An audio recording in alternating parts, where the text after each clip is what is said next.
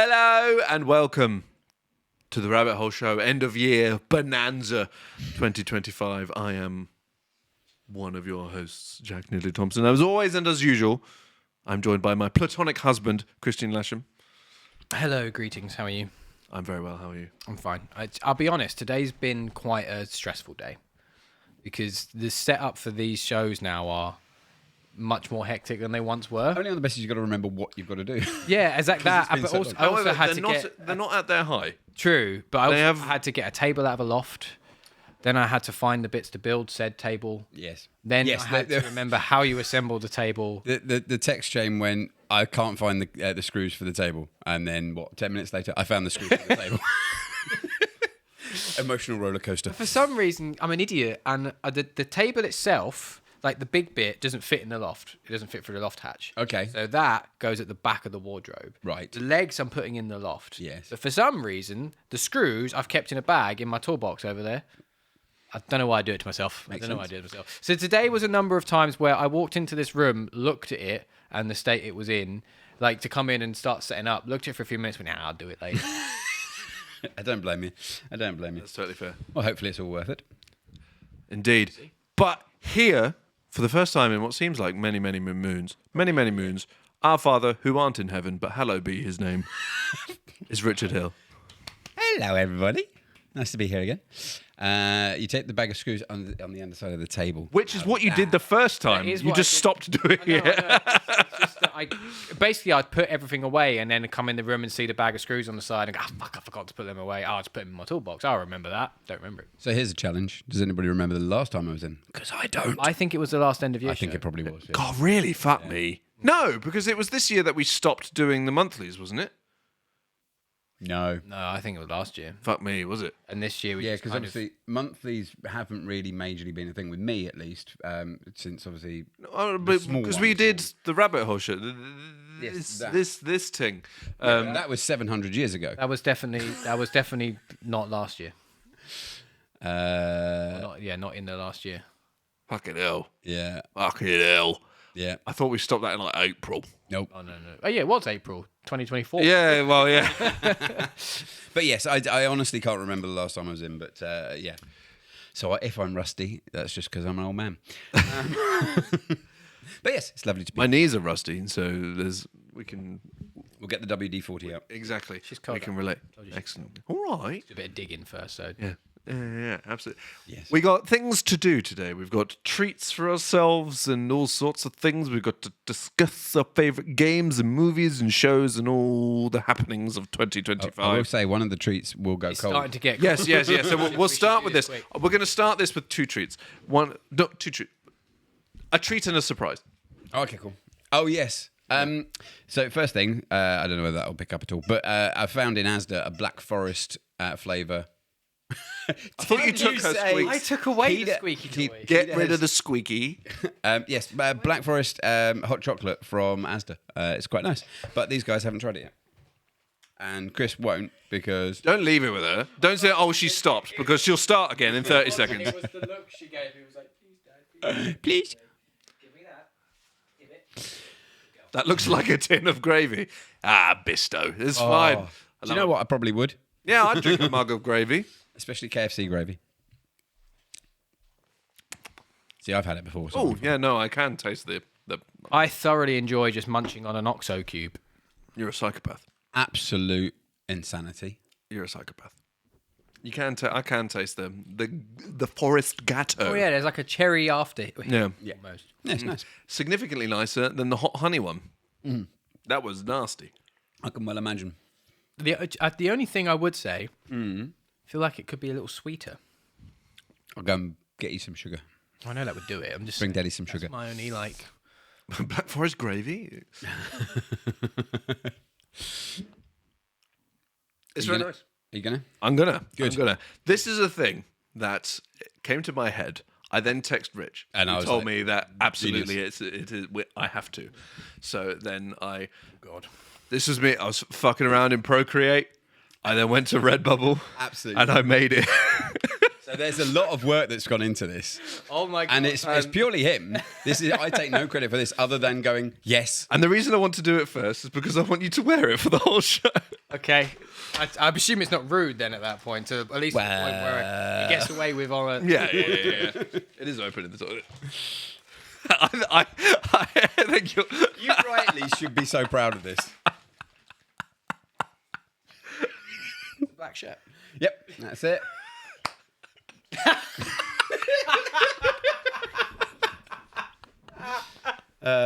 Dear. That's genius. It is absolute genius. I was like, that should be sold. For those who don't know, the Cantina Band in Star Wars plays jizz music. Not jazz, jizz music. So yes, I honestly, when he texted me that picture, I was just like, amazing.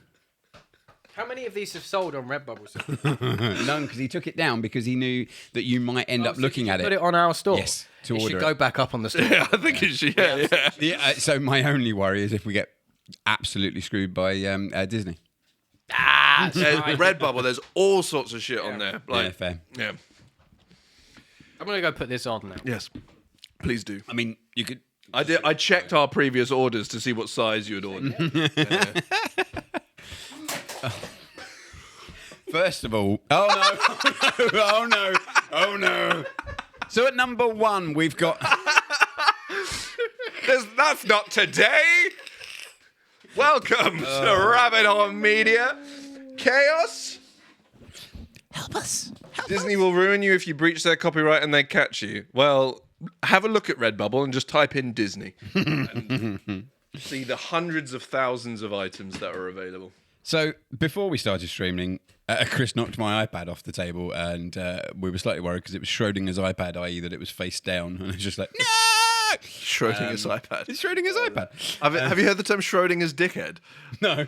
It's basically someone who will make an offensive joke and then say something offensive and then decide whether or not they were joking based on the reaction of everyone in the room. Ah, yes. I wonder how long we can get away with wearing this. I mean, For what? it's just the word jizz. Where is it? Oh, it's fine. I'll send it to someone later. You can just I mean, you can flip it afterwards. Yeah, that's fine. I'll just do it there. How about we do a podcast? Right, anyway. That's very entertaining. Thank you. Do you know what? I actually kind of like the shirt. I can think of a number of occasions I want to wear it. In the past, you have Christmas dinner, particularly. in the Trying to past, explain this to Camilla's granddad. Doesn't need any help to die. Oh, your iPad. my yeah. iPad. Yeah, this is true. He's jumping straight in. So there's been previous years where you've bought like biscuits and bits and pieces, and I've always sat here voting fucking guilty because I've not bought you anything. So See. there for you. And Hey. Camilla, although I've got a feeling that before she returns. Maybe. Thank Thank you, Richard. And then something else to enjoy during the show, but possibly the remnants then go to Jack. Oh, these are essentially fucking Baileys. Yes, they're Bailey ones. Oh, throbbing. Also, You really are a festive friend, aren't you? So many snacks and goodies So many already. snacks and good. Well, we're gonna be. This is Merry Christmas, everyone. Merry Christmas. day of the day of the fat cat. I realise the only reason we still do this show every year is just an excuse for us to get together and do this. The cameras aren't even rolling. I also just like the show. I do like it. I endure these people for the snacks. That's fair. That's fair. You've had to put up with me since 9 this morning. This is true. How was the chocolate orange Bailey? It was great. It tasted. Excuse me. Tasted more like Orange Quality Street than okay. Terry's Right, it does chocolate kinda orange. have that. Yeah, which not necessarily a bad thing. However, what I will say was top fucking notch shit and got me. Was the white chocolate Aldi own brand ones. Bally Castle, I think is what they call it. It was good shit. It was good shit. Nice. Anyway, where did we want to start? Games, movies, TV. Where we start in? I mean, do I've you got like? You're more to the host. say. I've got more to say about games, but that's probably. And I have the only less to thing. say. Yeah, exactly. I have less to say. So, I mean, why don't we start with more the media side of things, the general media? Start movies, I'd say. Start with me. This is where I probably have the most to say. Fair enough. In which case,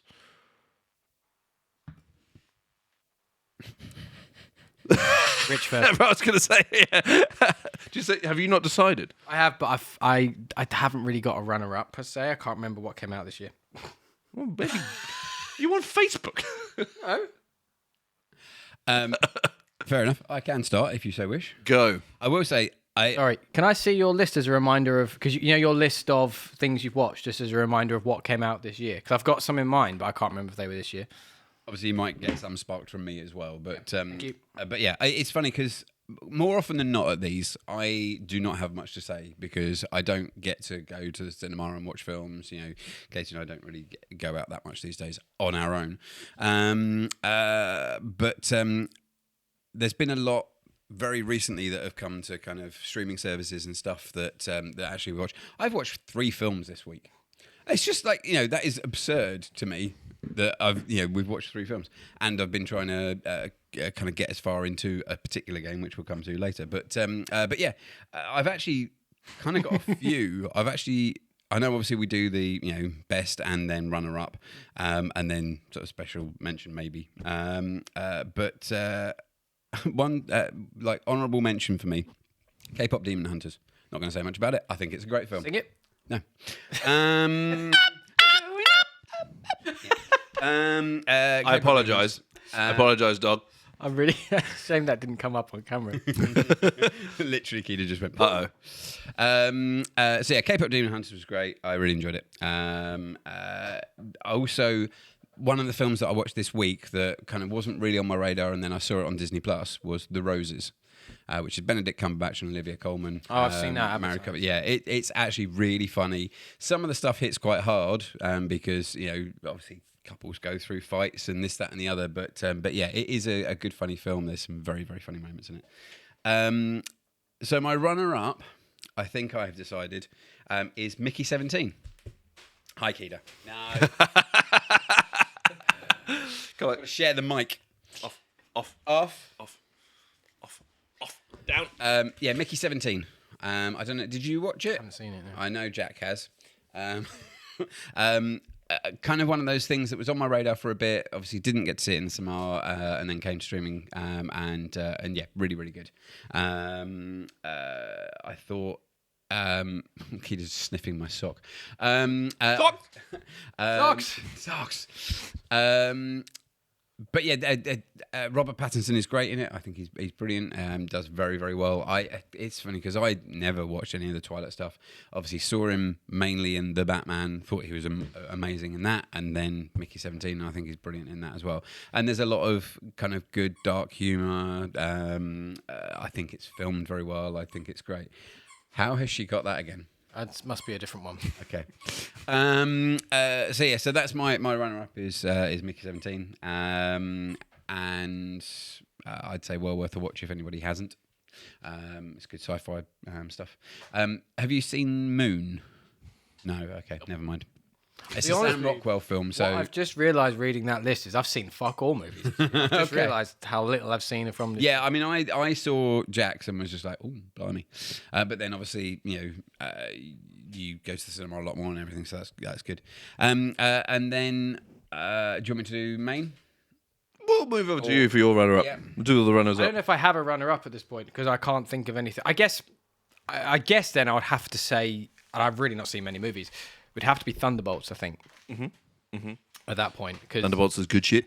very good movie, and as we discussed when we did our review, really refueled the little bit of an MCU excitement again. It felt like a Marvel movie again. Agree. And for someone who loved those original Marvel movies that we did, having that spark again was fun in itself. Agree. And it was, Camille and I watched that together, and the post-credit scene comes up with the little Fantastic Four tease, and we immediately went, I kind of now just want to watch Fantastic Four, and that's been the first time in many, many Marvel movies where we've had that kind of feeling. So just for that reason alone, that will then probably fall into a runner-up position. But definitely realised how little movies I've seen this year, and the ones I have seen are not from this year, it turns out. Fair. This is fair. In terms of mine, I'm kind of cheating, I will admit. Kind of cheating in a strange way. I think my runner-up / honourable mention, I'm going to do kind of my runner-up honourable mention as one because my top one is 2 movies because I'm cheating.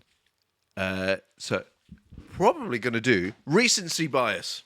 Ah, yeah. 100% recency bias in of less than 24 hours ago.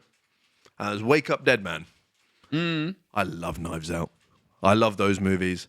And this is just Daniel Craig having a great time. And I would marry Benoit Blanc, is what I said last night. I would happily marry Scooby-Dooby-Doo.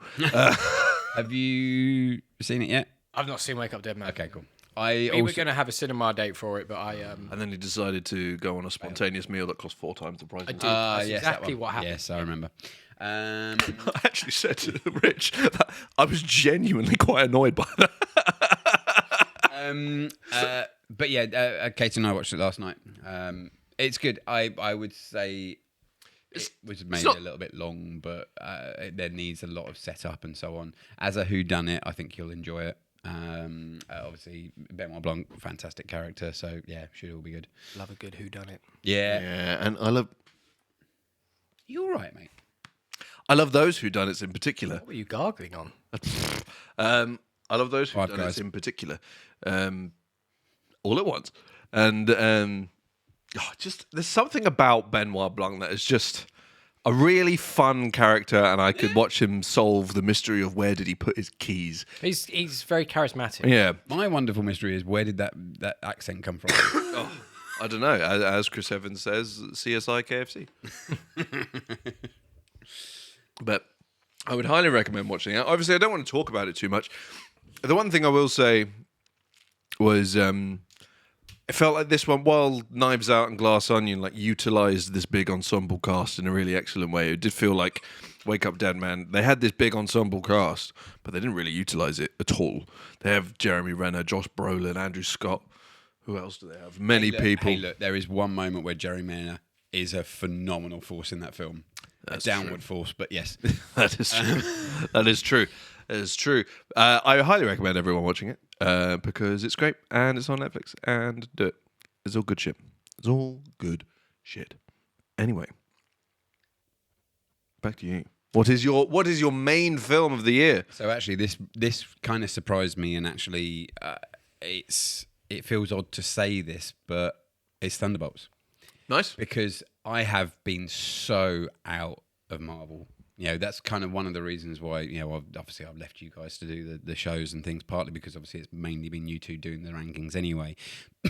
But I will say that watching that film reinvigorated, it's exactly what you said, reinvigorated, gave you that spark back, and you kind of saw what it was capable of again. And the many things about it. So I loved the style of the vanishing shadow, you know, or to the poof to the shadow kind of thing, and easy, but also just the raw emotion towards the end.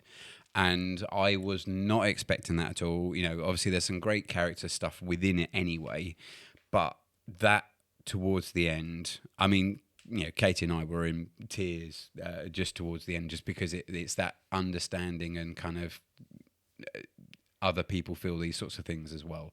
And, you know, it properly surprised me. I thought it was a great film. I thought it was very, very well done. So, yeah, so that is my film of the year. No, it's fair enough. It's very good. It is very, very good.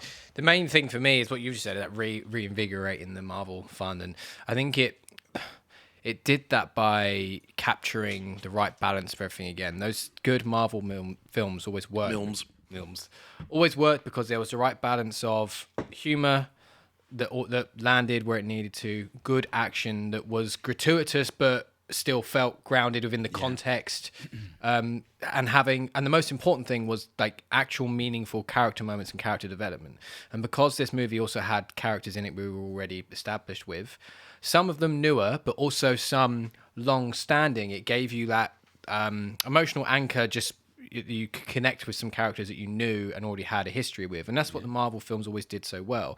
And I've said on one of the shows, I think it might have been on the Thunderbolts review, I think half of the issue we've had with the recent MCU movies is that we don't have a connection to the characters, and the movies aren't doing well a job a good enough job at building a connection for us because Oh, yeah. it's treating it as if we already have the connection. It's not allowing us to build the connection. So, but this kind of really focused on all those character moments, and for me, that's what the MCU is all about. It's all about the characters. Yeah. And it just got those things right. And again, I actually think it has one of the most awesome moments in all of the MCU. Not the most, one of.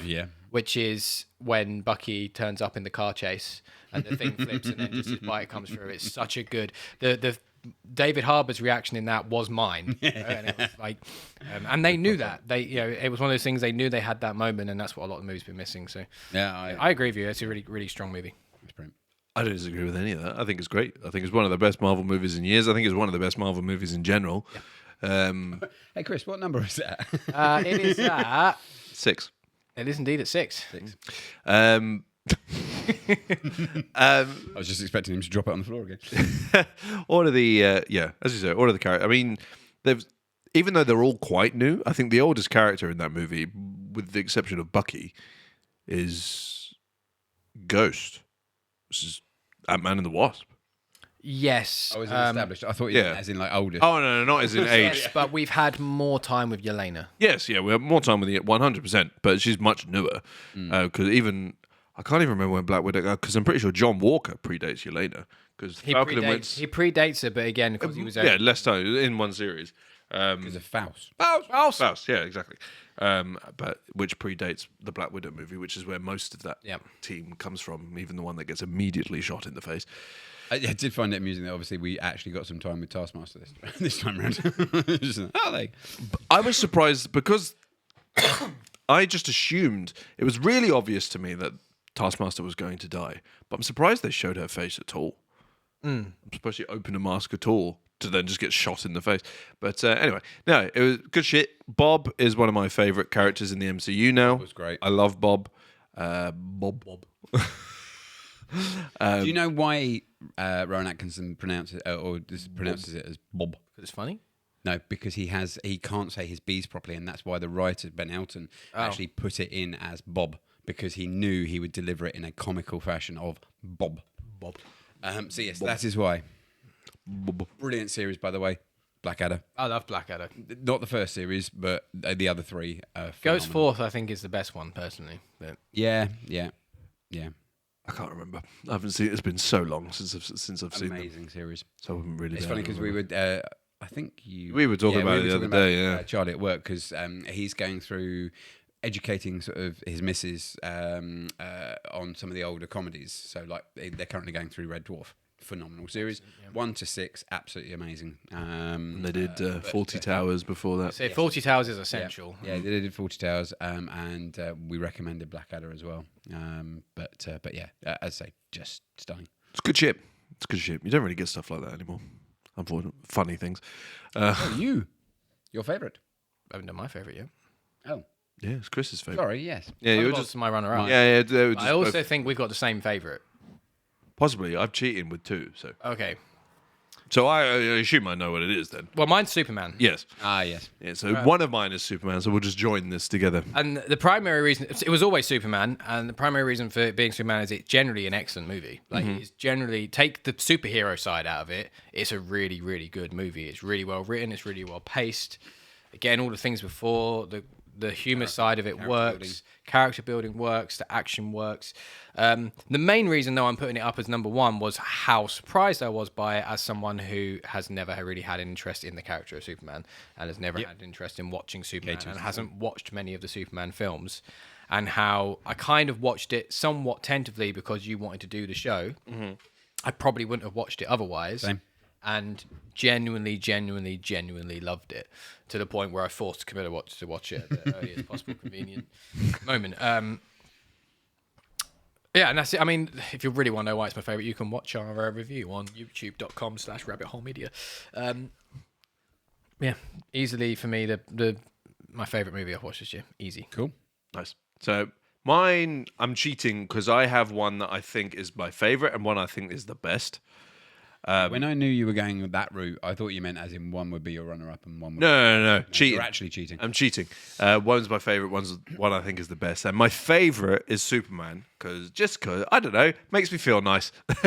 Gives me tingles on the inside. I love that. Yeah. I love that because obviously, that principle is, my feelings on films and media and everything. I like to feel happy. So I'm Like a bit of whimsy. And it makes me feel just Superman.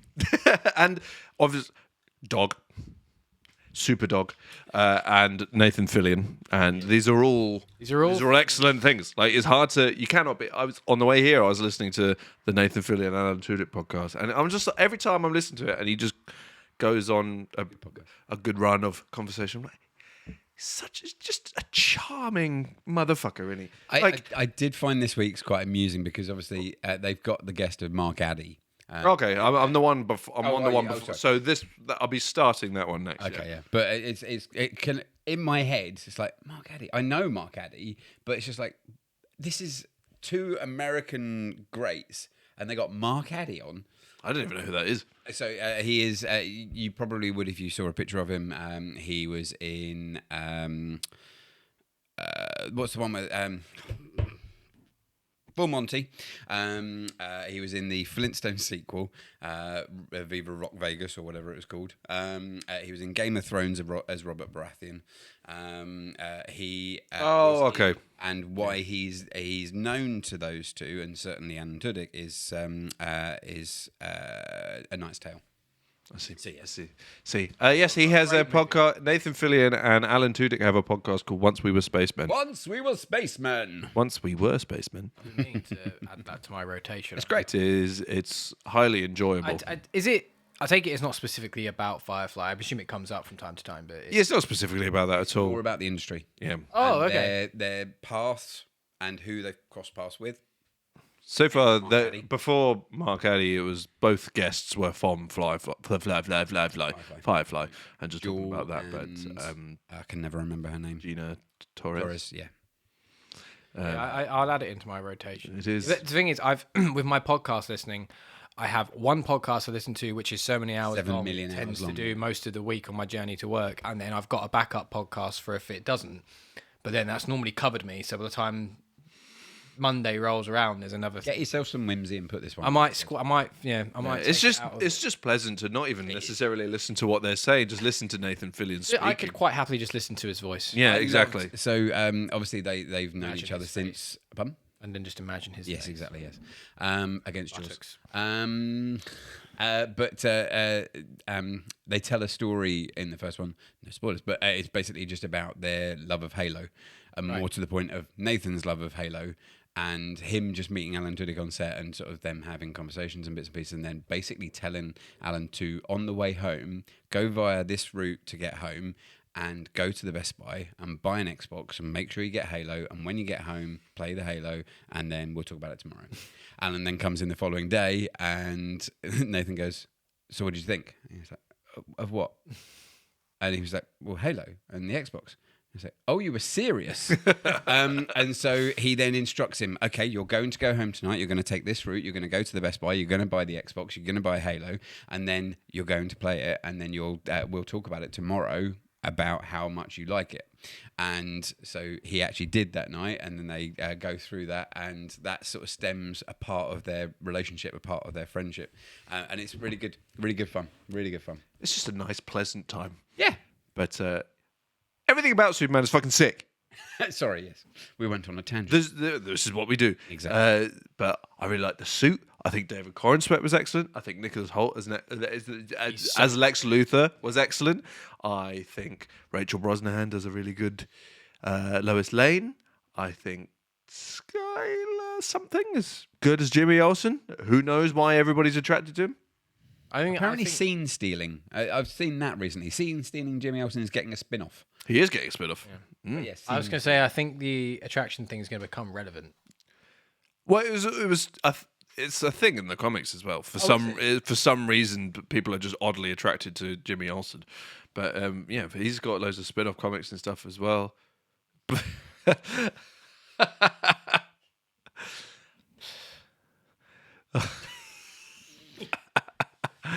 The 3-meter defeater. I'm going to make sure I'm wearing this T-shirt when Camilla comes back from Manchester tomorrow. Just not say anything. Yeah, of course. Because I know damn well she's not watching this. And everyone in that movie is great. It was fine. It was nice to watch a superhero movie where the special effects didn't fucking suck. And we got a few of those in a row. So I was like, oh my God, Yeah. glory be. And just made me feel the tinglies on the inside. I'm glad. I'm really pleased. I'm really looking forward. I think Supergirl looks great as well. That I need to trailer. watch that trailer. The trailer looks real good. And I'm just like, fuck yeah. It's got. So that was your favourite. Then That was what my was the favourite. cheating your best? The best movie is Sinners. I knew you were going to say that. Okay. Sinners is by far the best movie I've watched this year. It's redonkulous. I pretty much know nothing about it other than Michael B. Jordan's in it, and I believe it's a horror. Ish. It's a horror with Irish folk music, which the Irish folk music. So it's kind of in a really odd way, like not that much, but there's musical elements to it in that the characters will sing the thing. But it's a vampire movie. Oh, is it a bit kind of until dusk? Is it? Dusk till dawn. didn't From know dusk till dawn. Bit dusk till dawnish. Ish. Okay. Except you don't have a creepy racist nonce defender with a foot fetish who doesn't like Who plays Paul the Dano. vampire? Or is it multiple vampires? Multiple of them, but the main one is Jack O'Connell. Is that It's the Irish folk music. Oh, okay. Because it's one of those like there are many vampires technically throughout the movie, but it's one of the vampires where they then share like share memories from that point. So you end up just these band of vampires standing creepily outside of a party because they can't come in because they haven't been invited in. Just playing Irish folk music, and there's this huge jig, like this Irish jig of vampires, and I was just leaving that movie. I was like, I didn't know Irish jigs could be so haunting. But Michael B. Jordan is fucking fantastic in it. Haley Steinfeld Oh yeah. says some things that does things to men. I've watched that clip a lot. Yeah. How did you not notice the fangs? But anyway, She has fangs? yeah. And I want to watch it even more. Spoilers. But Jack O'Connell, I don't think he's ever handed in a bad performance, Jack O'Connell. But I think it's Ryan Coogler's best movie, easily. And he's done a lot. He's done a lot of good stuff. Mainly with the Black Panther movies and Fruitvale State. He's done a lot with Michael B. Jordan. I don't know that I've ever seen anything with Jack O'Connell in it. Yeah, he's real good. He's showing up more and more lately. But anyway, I don't want to talk about it too much because it is it's very good, and I recommend it to everybody. And I need to watch it again. I haven't seen it since the cinema, and it's so unbelievably good. The main guy, because like the main character isn't Michael B. Jordan. It's a different character, and his thing is like he's trying to become a blues musician, and he has an insane voice. It's crazy. Really? It's Is crazy. he the actual singer? Yeah, Okay, cool. it's crazy. They're on like their press tour and everything. They did like concerts as part of it and everything, and it was Wow. mental. Because obviously Haley Steinfeld's really good. Is a very good singer as well, and there's lots of people in there. It's just lots of really good fucking. There's one scene in particular that's just. I'm not going to say what it is, but just musically and just the way it's shot and there's everything about it. I was just watching it, going, "What the fuck is happening? Jesus Christ!" It was so good. It was. I think there's been one movie a year in the last few years that I've just gone, what the fuck? Last year it was Dune Part 2. I thought, Jesus. Like, I don't understand what I just saw.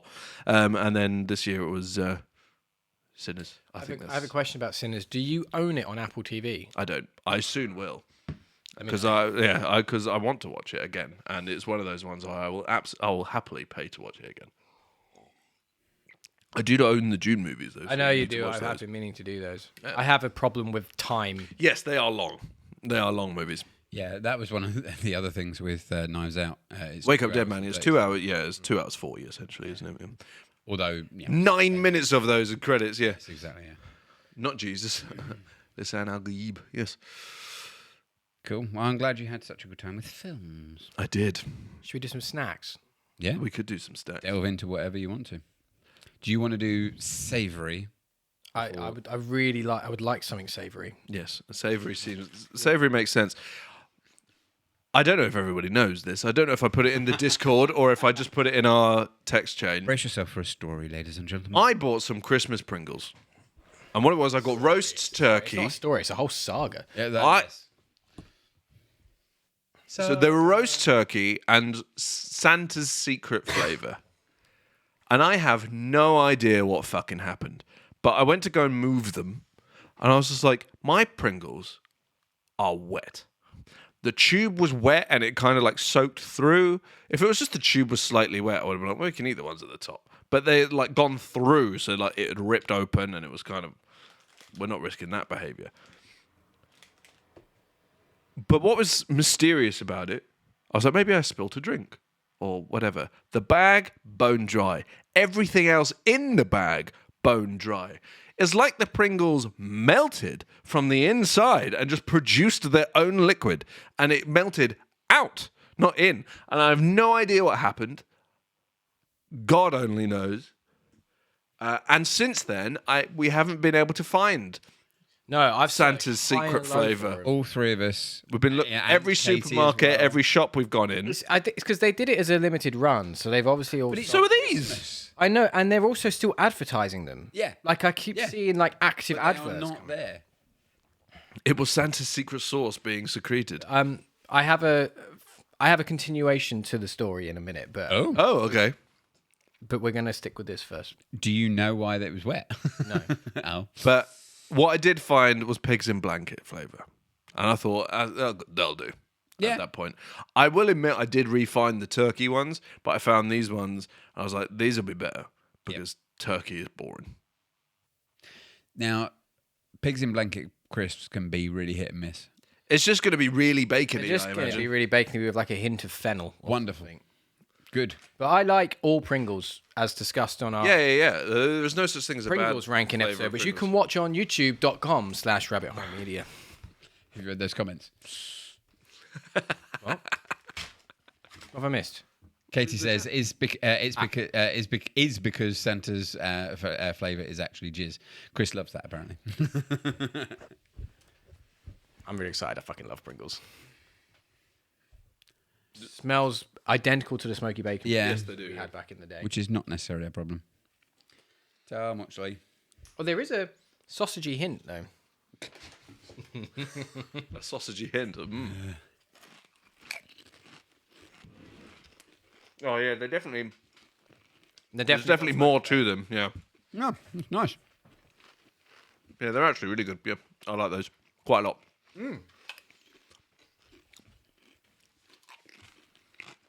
I would actually say recognisably pigs in blankets. Yeah, I agree. I'm not usually a meat crisp guy either. I quite like those. I quite like those. Anyway, Continue the story, another please. continuation to the story. Yeah. And some of this is very circumstantial. I can't believe how this has gone. So, I just Googled. I just did a little bit of it. I was using ChatGPT and Google. I was curious as to what Santa's secret flavour Pringles actually are. Yeah. So, obviously Pringles have not announced it, but everyone that's had them are reporting that they taste like garlic bread. Now, what's particularly interesting is about a week ago we were texting in the group, and I was saying I'm going to hunt for some Pringles, and I said I haven't found them, but I have found something else. What I found was this.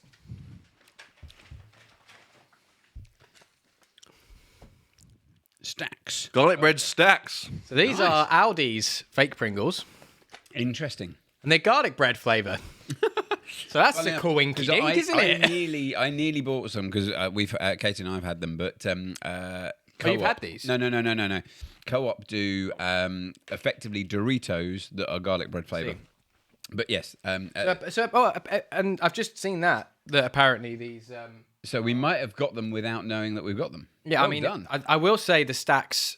Have you ever had? I've never had stacks. They are nowhere near as good as Pringles. They've got like They're not laced with cocaine. well, they're a little bit thicker, and like the actual like potato chip itself like tastes a bit different. So the seasoning's never quite as strong. Right. I've never found them unpleasant, but they're definitely not Pringles. But curious that Yeah, it's really interesting. And I wonder if that's almost a deliberate move. Like Entirely they found possible. it out and gone, well, we'll do some go. Because they Pringles a little while ago did do a mystery Mario sauce. Yes, you can still get those in like B&M and things yeah. like that. But those were apparently like pepperoni pizza or something along those lines. There is no MSG in these, so That'll be why.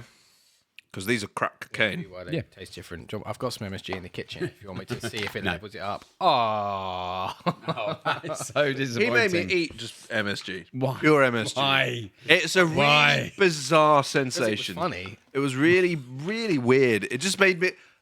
my exact reaction, I think, was... Oh, It smells like Pizza Hut, like garlic bread. Do you know what I mean?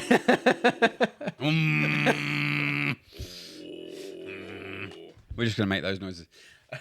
I will say you somewhat sounded like you were a Viking longboat at that point. It doesn't taste like it. That is nice though. They're good, though. That is really good. I'm a fan of those. They do taste familiar. Well, garlic bread, but Yeah. I am very Nice. familiar with garlic bread. I know what it reminds me of. You know the other garlic dip you get from Papa John's, not the herby one, Oh, the butter one. buttery one. Yeah. Very similar to that. Yeah. I've never had Papa John's. Papa John's is good. Right, next year's rabbit hole show, just get Papa John's. Sounds good to me. Either that or a real pizza company. Not unpleasant. I do think the pigs and blanket Pringles are better because But no, those are nice. It's good shit.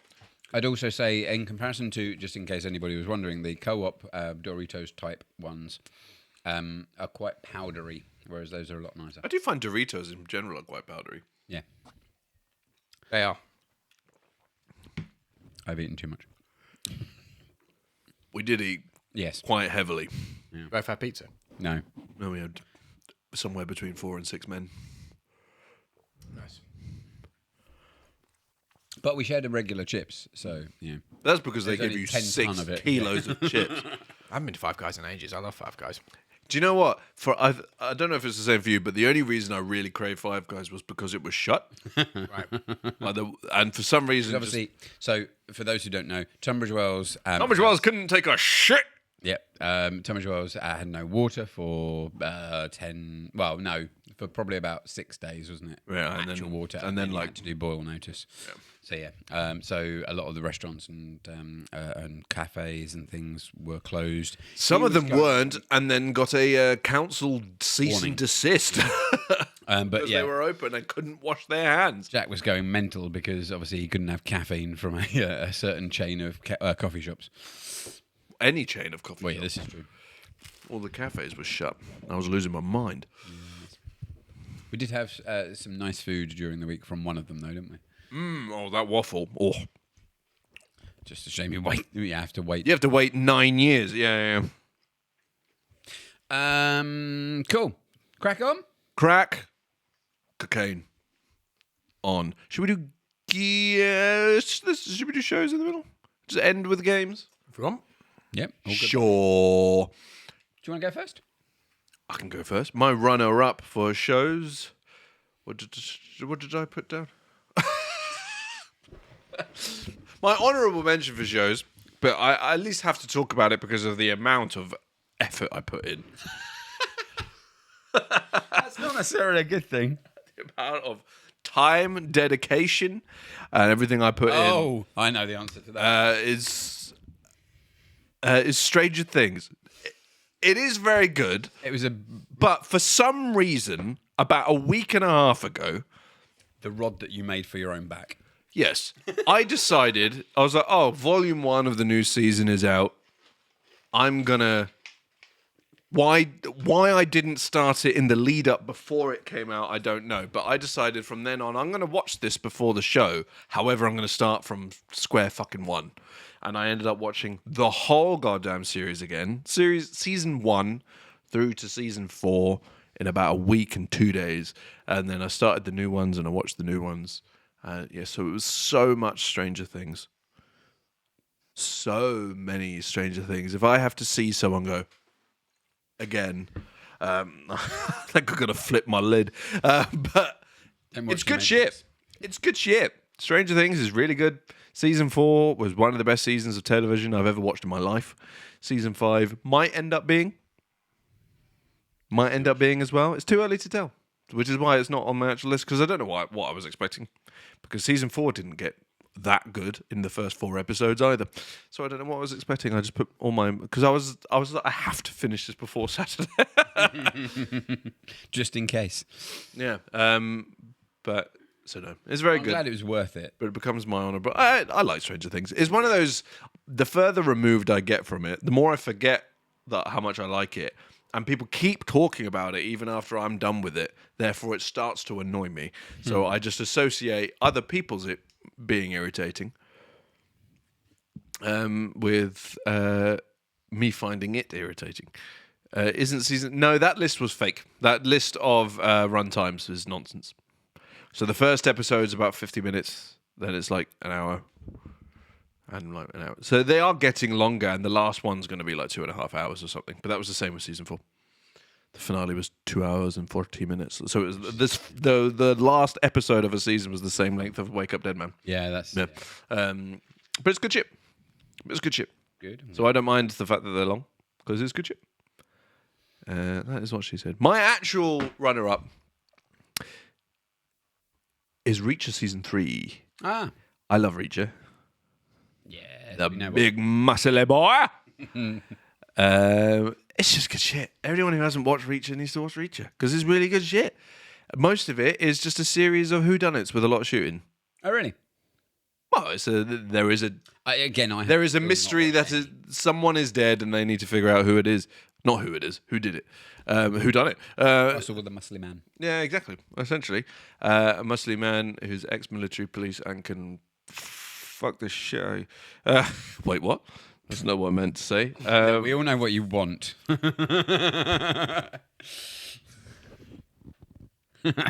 Yeah, and he should be Batman. Anyway, it's real good shit. Everyone should watch it. There's obviously they're doing season 4 at the moment. It's on Amazon, isn't it? It is on Amazon. Yes, they're doing season 4 at the Mo. As in filming. Yeah. That will be next year at some point, along with Invincible season 4.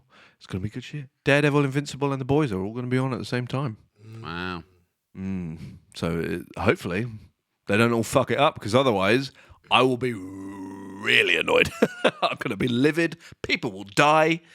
And Kind of got faith in the boys. yeah, depends how hard they want to lean into Gen V. If they lean too hard into Gen V, it'll be shit like Gen V. And so hopefully not. I thought season 2 of Gen V wasn't bad. Wasn't bad isn't good enough to change my interest from season 1 being arse. Invincible's good shit though. I have faith in Daredevil again. It hasn't done too much damage to my faith in it yet. So we should. It hasn't done any damage. It can't be repaired. Yes, exactly. My problem with Gen V, I just want to get this out there because everyone keeps telling me to watch it, is that I despise the main character. I despise the protagonist of that show. I think she's a boring, nosy prick, and the only reason she is involved in any of the events is because she's fucking nosy. That's literally it. It's not. In season 1, it is.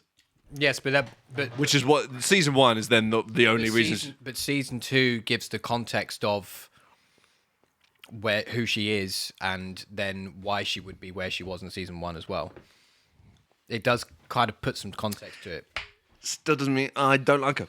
Like, whether or not she's relevant, I don't like her. Like, she's just a... Unfortunately, if anything from Gen V is going to be relevant in season 5 of The Boys, it's going to be her. Yeah, and I'll dislike it. I don't like her as a character. I'm just telling you. I'm just warning you. Yeah. And which means I probably won't like season 5 of The Boys, which is a shame, because this is what... Like, if Amazon actually paid any fucking attention to what The Boys was, it's an active dislike of the superhero industry. That is what The Boys is about. So the fact that they're doing spin-offs and building a universe and stuff, Garth Ennis is fucking livid. The writer of the book, the reason he wrote The Boys was because he fucking hated superhero shit, and the way that industry was going, which is why the only thing he agreed to write with Marvel was the Punisher. Anyway. Watch Reacher is very good. That's my runner-up. Muscly boy. I'll go. So, I've got TV shows is what I've done the most of this year. Oh, really? And I've got lots of TV shows I would love to talk about and would love to put up as the top ones, but obviously we can't do that. So, Any few honourable mentions first, then? I have a number of honourable mentions, but I'm going to say one in particular. And my one honourable mention in particular is a Curveball. But I don't think anyone's going to see me saying I've never heard of that show. Celebrity Traitors. I hate you. Yep. I never even said considered reality TV could be an I option. said it. But I'm not. Hence, it's an honourable mention, just saying. I'm going to get this out the way. Yep. That unbelievably is my favourite of the year. Is it? And there's a prime reason for that. And I hate traitors. I hate reality shows. I hate Right. anything where I have an absolute displeasure for any medium that rewards people for being dishonest. Correct. And anything along those lines. I can't stand it. And I went into Rich. I haven't even got yeah, exactly. Yeah.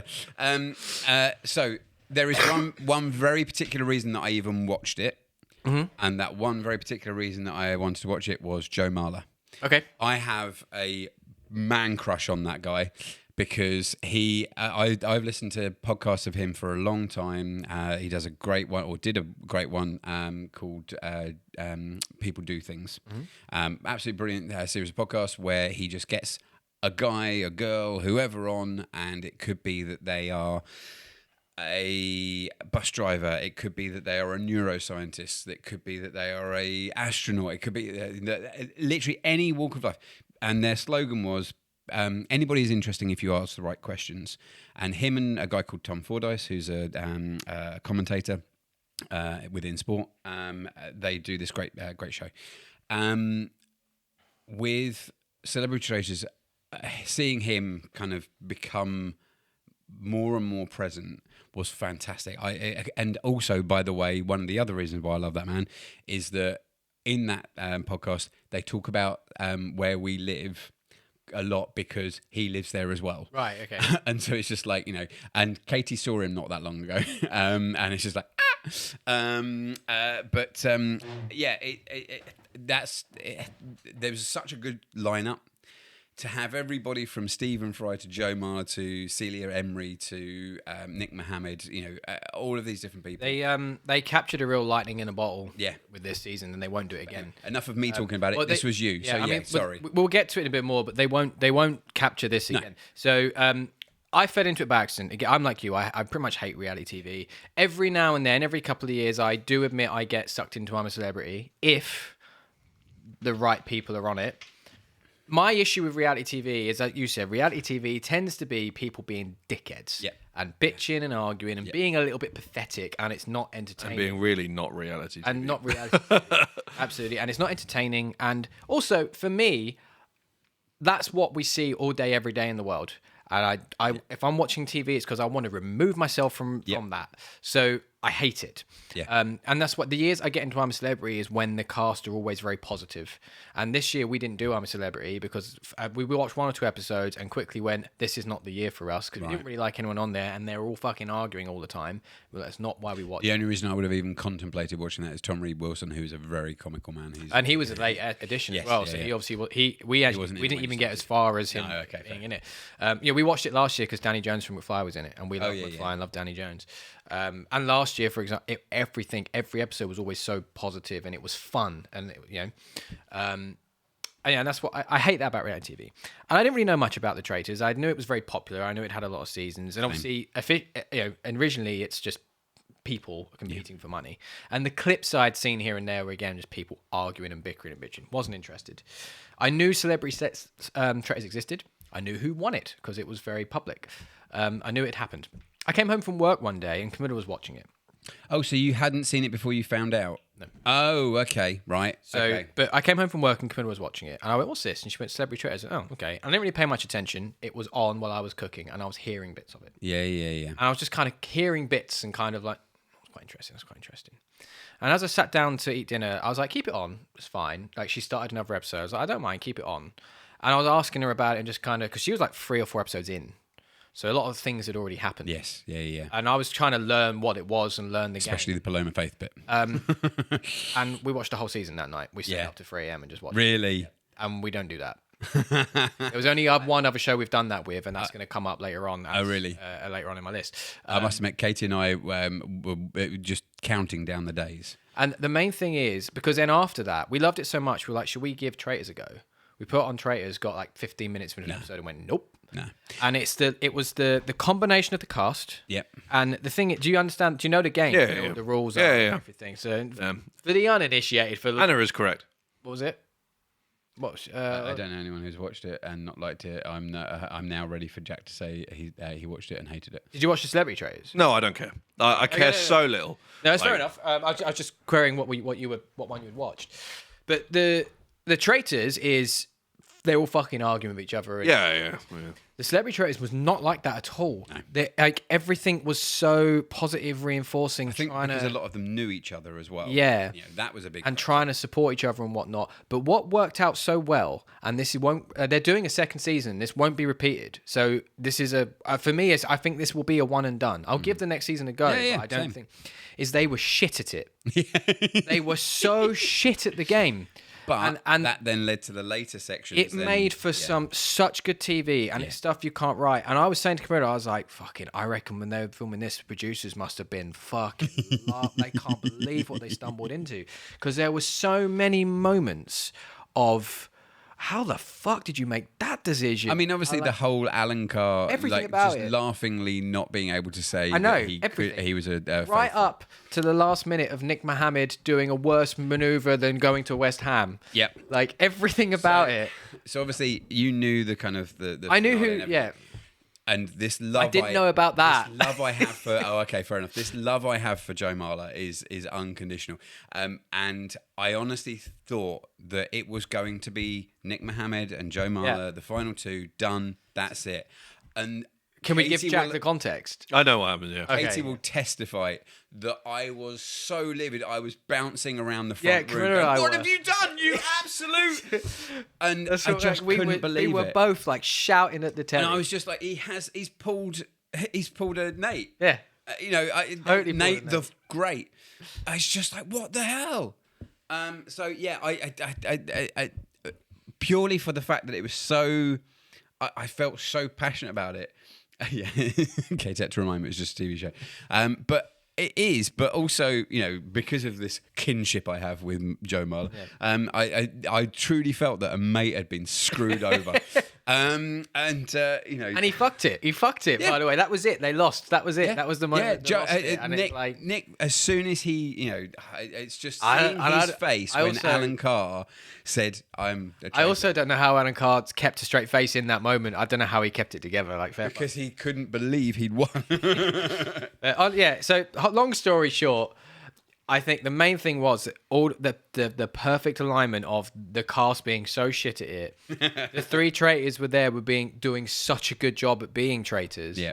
And that was so well picked. Like picking those three to be particularly Jonathan Ross and Alan Carr, picking them to be the traitors is perfect. And Kat, the unassuming one, absolutely fantastic. And of course, her career has blown up. But that whole unique scenario will never happen again. No. And I really I think would, that it yeah. was the format of the way that went, the fact that they kept getting it wrong, they kept throwing each other off, they kept and how frustrated they were all getting. The whole thing, the good example of Mark, where he got so frustrated at making a mistake, they were then convinced that he was a traitor, yeah. How they would just they were miles away. They were never even close. Yeah. And that will never happen again. So it was very much one and done, lightning in a bottle. They just got it right. It's pure luck. It was almost Make a good too show. good to not be scripted. Like, Exactly, yeah, it's like to have the first X amount of episodes where literally it was, well, there's no way that the faithful are going to come back and win this. To then get to the stage where the faithful are going to win this, Nick Mohammed, Joe Marler, just those two together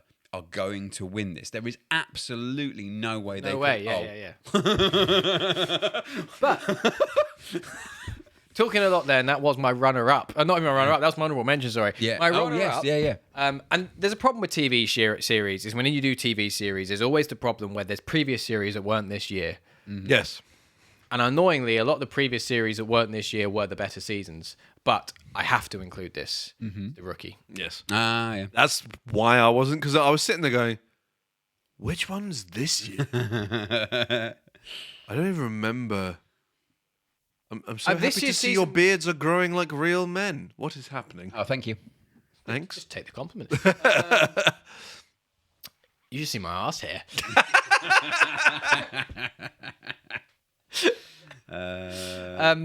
This year's season of The Rookie is not a terrible one. No, none of them are No, really, but it's definitely not the best one. But The Rookie was wonderful television. Wonderful television through and through. Like you say, Nathan Fillion, so it automatically gets many, many points. Thoroughly enjoyed it. I'm very much looking forward to January 6th. I have been contemplating going back to Castle, by the way. Castle, I think this is overtaken Castle for me. Really? no, I think The Rookie's better than Castle. It is absolutely better than Castle. I think it's- Castle, not because Castle's bad. Castle's great, 100%. But I think The Rookie is better than Castle, mostly because Castle, episode 1, here is your premise. This is this for 24 episodes for 8 years. Yeah, it never develops. It Really. never changes. Like obviously they do different things and they play with that formula, but it is the And same I think formula. the whole relationship of Kate and Castle's really good, and the payoff of them finally getting together, and then all their it's all good. But it's The Rookie has so much more going on. By the way, just very quickly to mention, it's good to see you back, Polo Nights. Thank you very much for coming back. Obviously, it's been a long time since you've been into the chat, although we've not been here a ton. No. Yeah, I do recognise. Yeah. I hope you're well. Bizarre message. Sorry, yes, Rookie. Yes. But yeah, obviously The Rookie, each season's different. Every arc is kind of like a different thing. It's new. It actually develops, grows and things like. Obviously the characters in Castle do, but yeah, I think the show just changes and it levels it up. And he's been a Rookie officer for 8 years. Yeah, and because there's Yeah, which is insane. but because there's like so many different like groups in there and different characters, and they've all got their own development. It's not just about him. Yeah. You know, there's him as the main overarching character and his development, but there's obviously Lucy and Bradford. There's the other characters that have come in. You know, this season had the storyline. I can't remember the guy's name, but the guy that kept lying, the pathological liar. Oh yeah. Like his story arc. Oh yeah, that was this season, wasn't it? Yeah. Texas and his story arc. The other, like some others that are out of it now, like fucking Jackson in the early seasons. Plus the kind of Brandon odd, Routh was in there for a while. yeah, and then the odd overarching stories that keep coming up, like the villains that keep coming back, like even like Jason, like Bailey's ex, and the woman Oscar. Oscar's fucking wonderful. Yeah, the lawyer lady. The lawyer lady, which is obviously the big one at the moment. But what's the actress who's died now who played Tess? Oh yeah. Who was also, by the way, the main villain at the end of Castle. You know, like the lady who was like the plastic surgeon. Oh, yeah. Like, she plays a character in this. Oh, okay, interesting. And has an overarching villain story. No, obviously they bring that into an end because obviously she did pass. But there's all those little things, and then this again does the thing where I think, and I'm going to come back to this a few times throughout this evening. I think the right balance of serious tone that you've got to feel hurt and uncomfortable and painful, but balancing that with feel good and comedy as well. And I think it does it really, really well. Just skirts that line and gets it right each time. Cool. It's one of those shows that I've kept saying that I need to try, but obviously now that we've got rid of Now TV, it's just Yeah. I assume you are ho-ho-hoing. Not ho-ho-hoing, but I'll either when it comes out in the new year, or I might even actually pay. I enjoyed it that much. I'd happily pay for Now TV to watch it. That's how much I enjoyed it. Yeah, that's fair. Are we going to meet up every week and just watch Rookie? We did do that. We watched a couple, yeah. I think it was like after a show or something. We was like, let's put Rookie. Yeah. That was when you were watching it though, so I'd already seen all of those ones. But I've watched most of The Rookie more than once, so it's so good. I love The Rookie. It's just one of those shows. It's just an easy put on as well. There's a few like network shows that are such an easy watch. You can get through it so quickly, even though it's like 40-minute episodes. But no, it's good stuff. What is your runner-up? my runner. Quick honourable mention: Resident Alien. Oh, yep. Alan Tudyk is very, very funny in that show, and it was what seemingly is the last season. Yes. We managed to binge it before we had to cancel Now TV, and yeah, it was lots of fun. And Alan Tudyk is great. That's bottom line of it. My runner-up, I would say, is Man in the Middle. Sorry, Man in the Middle. Man on the Inside. Sorry, Man. On the I was going to say, I don't know this show. Yes, yeah, the second season from Mike Schur with Ted Danson, absolutely fantastic. The first season, I would say, was better. It was kind of one of those things of it was a good series, relatively short. The first season was better, but it was still very, very good, and I just love Ted Danson. I think he's such a good. I still haven't watched it. Is it Netflix, isn't it? Yeah. That's why I haven't seen it. 'Cause I didn't have that. Yeah, it's and obviously you enjoyed the first one, didn't you? First season. I haven't seen it. I thought you watched it. Oh, okay. No, it's very, we very spoke good. about it last year, and you Yes. recommended it last year Yeah. because I liked it. Because obviously, and and obviously, Mike Good Schur Place. and The Good Yeah, Place. exactly. We don't have Netflix. No, so, okay, fair enough. and we had it for a month this year. Camilla got it for a month because there was something she wanted to watch on it specifically. I see. Yeah. And we watched some things, but wasn't That was long about it, enough yeah. to. No. It's worth it. It's a good show. So first season he becomes a undercover, sort of like a private detective, a PI, private investigator, should I say? And he goes into an old people's home to find out who stole some jewels. This season, just a sort of a different feel to it. He goes into a college, a university, to find out who stole a laptop with some very important information on it about a benefactor that might be trying to aid the university. But yeah, good principles of the show, and again, just quite wholesome stuff as well. As always with Mike Schur stuff, there's a lot of loveliness, and then there's a lot of little tinge of sadness every so often about real hard hitting kind of stuff. But yeah, great, good show. Good on in, Jack. shit. Good shit. My number one show this year came out of nowhere. Hang on, did you do runner up? Yeah. Reacher. Oh yeah, I remember. Sorry, Yeah. such a while. Muscly man. The macho man. My number one came out of nowhere. I wasn't expecting anything. I just thought, I'll put this on. Why not? Got nothing else to do. I ended up watching pretty much all of it in like a day. Oh really? I'm glad you enjoyed last 2 days. season 2. not even in the fucking discussion. Yeah. Piece of shit. And then it's kind of swept the Emmys as well. So I think it just came out of nowhere for everybody. And that is The Pit. It is. I heard of that. You have mentioned it in the past. It is. Yes. It was an HBO show. It's like a medical drama, which is, again, I find those quite easy to watch, which is why I just put it on. And you just hear online about it being praised for like its actual realism and what have you. But made The Pit quite different is the entire season is set over one day. So it's one shift. So each episode is an hour of that shift. So it literally comes up. The title of it is just 6 till 7. All right. Is the season called 24? No, but it's just 1 hour of that. So obviously, with medical dramas and stuff like that, they solve like 92 cases in an episode. And it's just like, oh, you're just cured now of this completely incurable disease. But this, is one shift. So you've got the same patients coming in, and got the same patients sitting there throughout the episode, and they're like everything developing, and It's a cool. it's an actual realistic, like it's set in an ER as well, so it's not like a specialist thing. It's literally in the emergency room, so everything goes wrong, and like you see all sorts of stuff. And the last couple of episodes are particularly realistically American. Not really a spoiler, really, but the last 2 episodes, because it's meant to be a 12-hour shift, but it's 15 episodes. So they go over their shift because there is a festival shooting, essentially. Oh. And yeah, so there's all that kind of stuff. And it's all just so there's new doctors starting at that.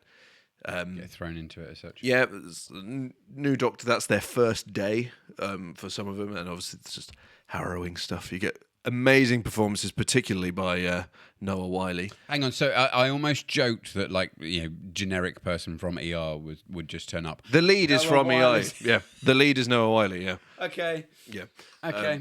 All right. and Cool. yeah. It's also like you see. How's he looking these days? He's a good I looking would. chap. I Yeah, would. fair enough. I mean, he's got a pulse.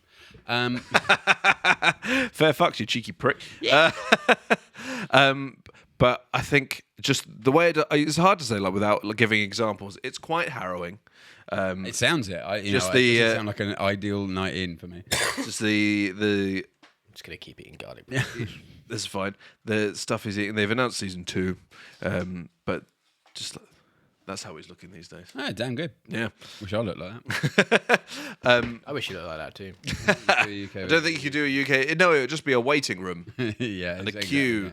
And like, no, unfortunately, you need to wait 8 weeks to be referred to a specialist, in which time you'll probably die. But it's.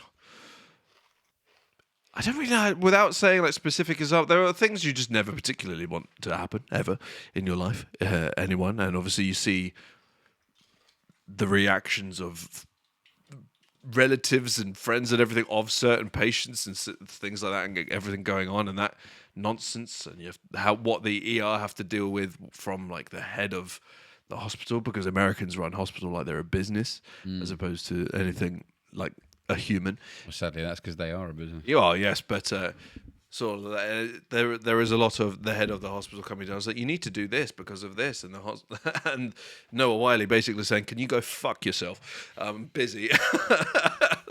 A lot of what the dialogue is, but it's very good. I highly recommend it. Annoyingly, it's kind of I had to watch it on the high seas. What's it on normally? HBO. HBO. Okay. So maybe in January, but maybe Netflix are gonna. But here's the thing: like, don't get me started on this fucking Netflix. I'm not. thing. No, I don't want to. We're not. We'll be here all fucking night because I want everyone involved in Netflix to just suddenly drop it. That we know about yes. not going into rants. Yes. We're not going to do that today. This is the best of the year. The Pit's really good. They announced that we're getting HBO next year, so maybe we will. Maybe it'll get absorbed into Netflix and there'll be fires. That's all we need to know. Who fucking knows? It seems like a weird thing to announce back to back if they're gonna be merged together. But either way, watch The Pit, even if you have to pirate it. It's good shit. Chris? Severance. Oh, okay. I keep meaning to watch that, and I know obviously you've mentioned it. That's good. You have watched it, haven't you? You've watched one, didn't you? No, I didn't even finish it. Oh. I got to the penultimate episode, and then something happened, and then it was a couple of days between episodes, and then I was like, I'm realizing I don't care what happened. Oh, okay. I don't care about the finale, so I've just left it. I was like, there was It's a very, very, very cool reveal in the finale. well, the most of the no, I'm not going to spoil anything. Like, I can tell what's going to happen based on the very end of the penultimate episode, but this is- and the trailers for season 2. Yeah, I was gonna say that the trade season 2 would be more of a giveaway than that because we had. But it's just like I was watching it and go, this is just I don't. Well, it was my favourite. Yeah. Absolutely. It's just for me. It's it. Last question. No, so I was going to say it's 2 seasons, and this season 2 Season is this 2 year. was Yeah. this year. Okay, cool. 2 seasons, and I think the next season is like a couple of years away still. It's one of those where they big gaps in between. We watched it for the first time this year, Yeah. and it we watched it after everything had come out, which is, by the way, my favourite way to watch TV shows. Yes, I don't like My weekly. only worry is spoilers, like you with Alan Carr. I'm not gonna spoil. No, Oh, I in, see. like, in general. So that's why I'd have to. Watch Well, this it was as also one that I kind of didn't really know anything about, other than the pure premise. And even then, what I thought it was, I was wrong. I kind Really? of didn't understand it correctly. And it had been in my mind for a number of reasons. Obviously, I'd seen it been very successful. Lots of people were talking about it. It was back at the beginning of the year. The first clue for me to watch it was actually Dustin on Sacred Symbols. Each week was talking about it because they were recording their episode of Sacred Symbols the day Severance would come out. Oh, I see. So it's So he fresh. would always be like, well, he wouldn't have watched Oh, it. I see. Yes. So when they get to the end of the show, Colin always asks, "What's everyone doing later?" And he was like, "Severance." Obviously, I'm not missing Severance. So it was already on my mind. And then someone at work was talking about it, and he kept saying to me, he said, "Honestly, I think it's the best thing on television at the moment. We'll watch it." Wow. I said to Corinne, I was like, "Let's give it a go." So it's just on Apple TV. We'll give it a go. Put it on. And that was the other show this year where we binged it all. and we watched all of it in a few days, and we're just staying up to ridiculous hours watching it because we were captivated by it. I appreciate it's not going to be for everyone because it is very weird. It's a bit weirdy. My thing, and I do want to give it another go, but my thing is like yours with what your theory of what it was wrong. It's just my theory was better. So, You just say that, I guess. well, yeah, this is what I thought it was. It sounded more interesting to me, which is why I watched it. Right. So what I assumed it was sounded more interesting Are you than able what to it tell us actually what you turned assumed out. it was without spoiling it for Rich? No. Cool. Okay. Like, because it's also I can't even remember anymore. Like what it was. I mean, do you know the like rough? I know the principle, i.e., that they go to work, but they shut off their brain to the outside world, Sort of. kind of thing. Yeah. So, but what the big mystery is the okay. I assume it's something to do with what the company actually is. For the most part, yes. It's what they're actually doing and why. But yeah, we're 2 seasons in and you still don't really know what they're doing, but you're kind of getting a glimpse of what's going on and how, and it's deeper and more fucked up than you can imagine. Okay. And there's some really cool twists along the way. Is it in any way sort of? It's not like thrillery, horror-y kind of. Not horror-y. Some of it gets a little tense. Okay. But not really. It's more like the mystery and the questions. And is it even remotely comedy-ish? No. I disagree with that. I think some of it's very funny. Yeah. I think Some of the clips I've seen are just them sort of dancing around. But it's funny in a batshit crazy what's happening way. Like this is funny that this is even something that's taking place more than like intentionally. So that's funnier than anything that I saw in Severance. Season 2 might be funnier. Yes, fair. But I also really struggle with Ben Stiller as a comedian. So it's. But I never remember his name. It is not a comedy though. Yeah, Adam Scott. Very good in it. Excellent in it. Yeah, I think all the cast are I absolutely. will have to say, my issues with it are definitely not down to performances. Yeah, I think all the cast are excellent. Christopher Walken's in it as well. Very quirky, dry humour. Cool. Quirky, dry humor. Christopher Walken's in it. Oh, really? Yep. I always forget his name. Second season or season 1 as well? Both. Okay. Is it Travis Tillman or something? What's the guy's name? Hannah will tell me. She'll know who I'm talking about, but he's fucking wonderful in it. There's another guy. I don't know who Travis Tillman That's is. not the name. I know it's not the right name, but I know it would be enough that I'm sure it will remind Hannah of who I'm talking about. And then the other guy who's like Falcone in the Batman. Yeah. He passed away this year, didn't he? No. No, Oh. not as in the. In Batman. the Batman. Yeah. Sorry. Yes, Hannah, the black guy. Oh. None of us could have said that. I mean, we Not could. without being prompted, anyway. But all the actors' names have completely. Yeah, escaped. I know who you mean. He His is called Tremel Tillman. That's it, Tremel Tillman. Yes, and then the guy. Zach Cherry. no.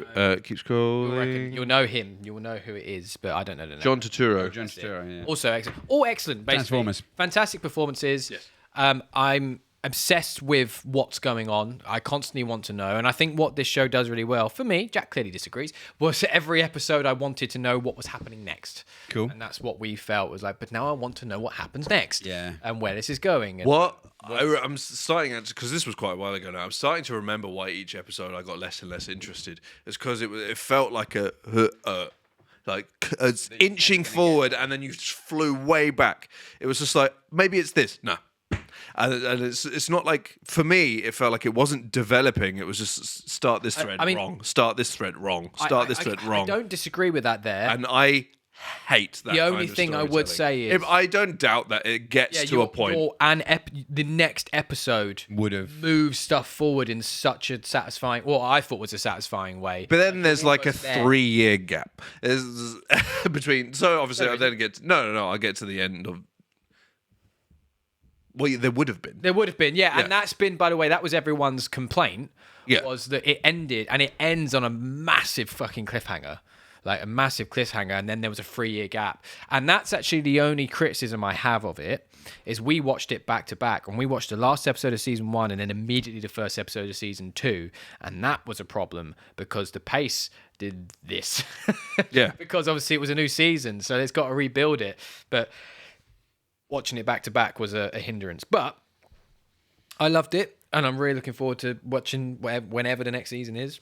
Years. That'll be a priority for me. I really, really enjoyed it, and I encourage anyone to give it a go. I do openly admit it's not going to be for everyone because it is weird, and there's some quirky shit, and the pacing is unusual. It's definitely odd. It definitely pulls you around, absolutely. And there's definitely some moments where it's like, "What the fuck am I watching?" Okay, but it's worth it. I think that comes together to make a really, really good bit of television. Cool. When Hannah said the black guy, he actually meant the hot dog. Do a flip. That's him. I think so. Yeah. It is him. I think it is The guy on the bus. I never put that together. In Shang-Chi as well. Yeah. Yeah, in Shang-Chi, yeah.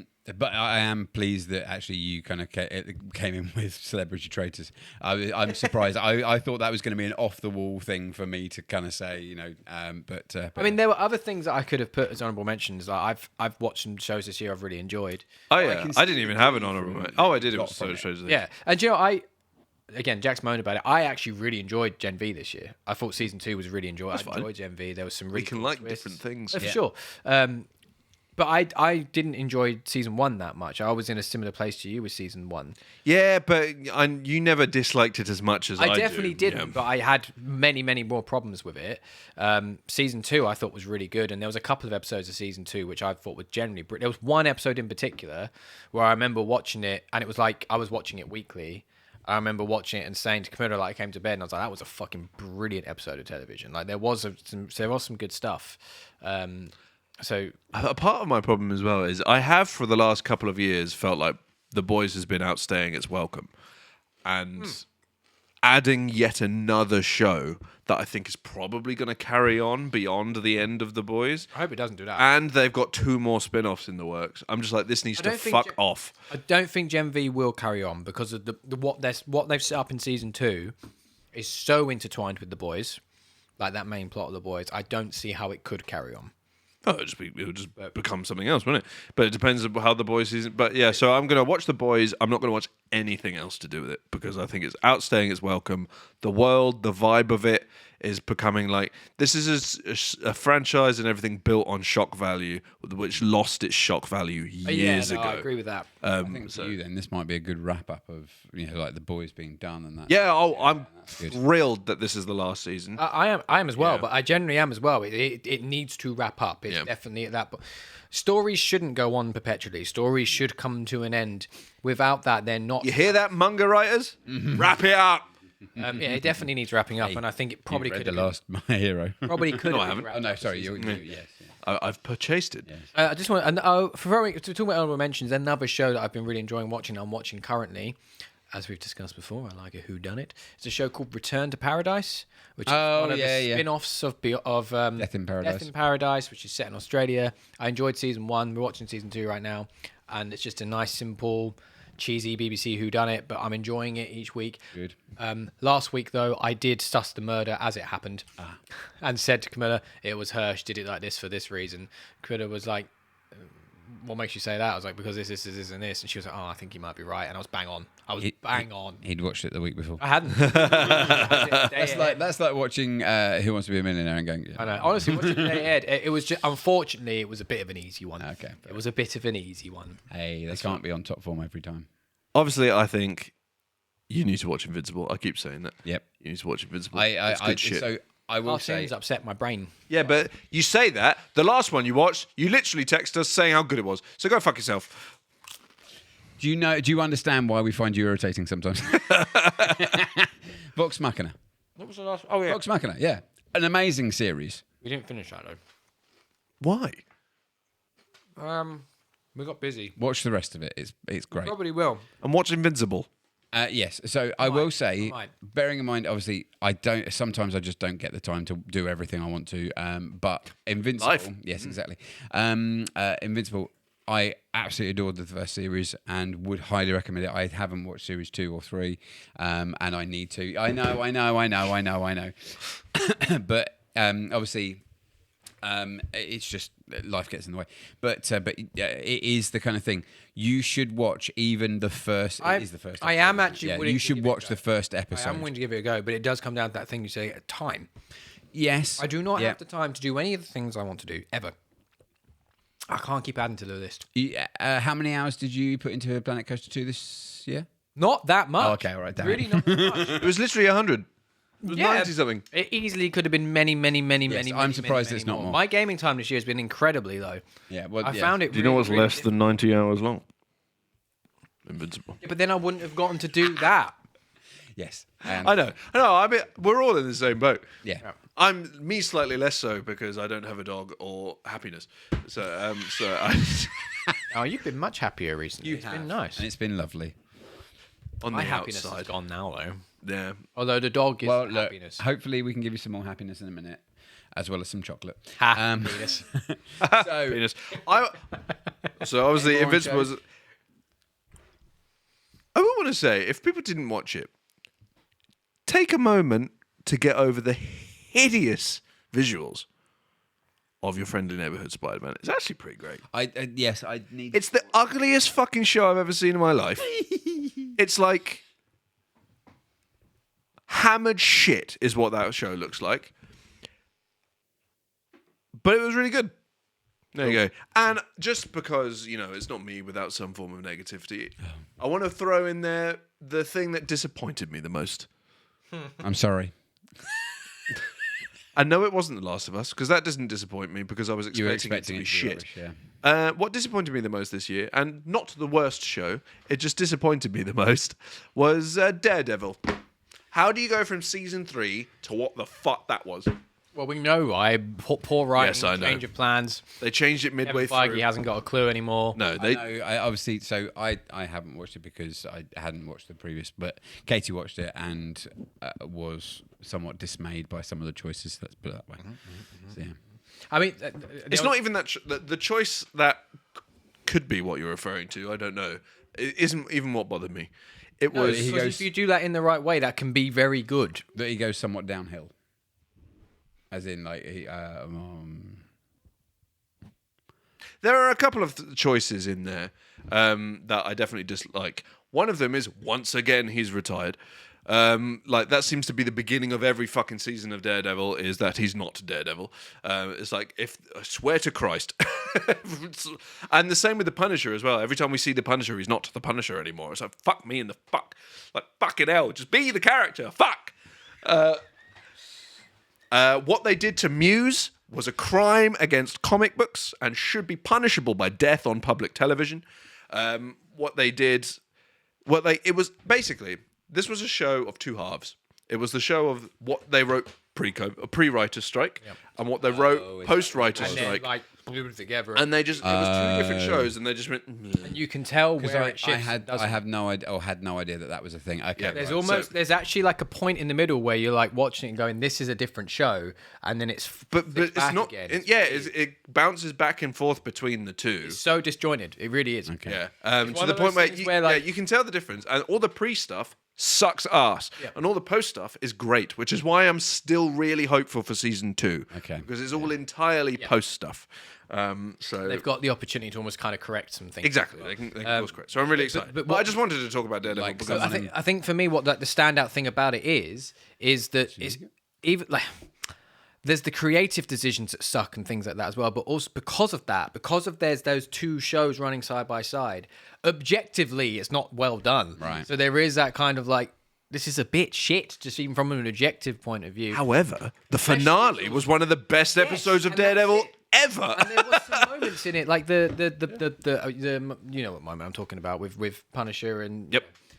one of the best Daredevil moments, I think. And also, we watched season 1 through 3 in the month or so leading up to it. So we did come off Daredevil season 3, which generally one of the best series of televisions I've ever watched. Cool. Like, unbelievably good. Daredevil season 3 is so good. It's so good. So there was always going to be, I always kind of knew, well, it's not going to be as good as what I just watched. No. There's no way in hell it's going to be as good as that.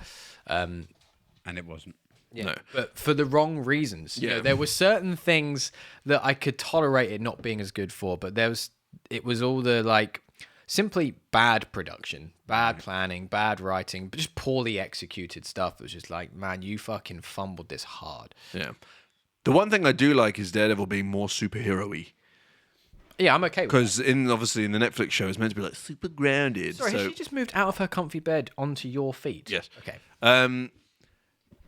My dog, not my wife. I like the fact that he's more superhero because in the comics and stuff, he is ridiculous. Like, yes, he's a human that just has heightened senses and what have you, but the acrobatic feats he can pull off are ridiculous. But his whole throwing a billy club and it making 17 bounces before it comes back again, like, That sounds cool. yeah, and on all that kind of shit. And I'm hoping they lean into it more because they did lean into it a bit more in Born Again in general, but I'm hoping they continue. Matt Murdock is meant to be a sassy bitch. Yes. Like, he is.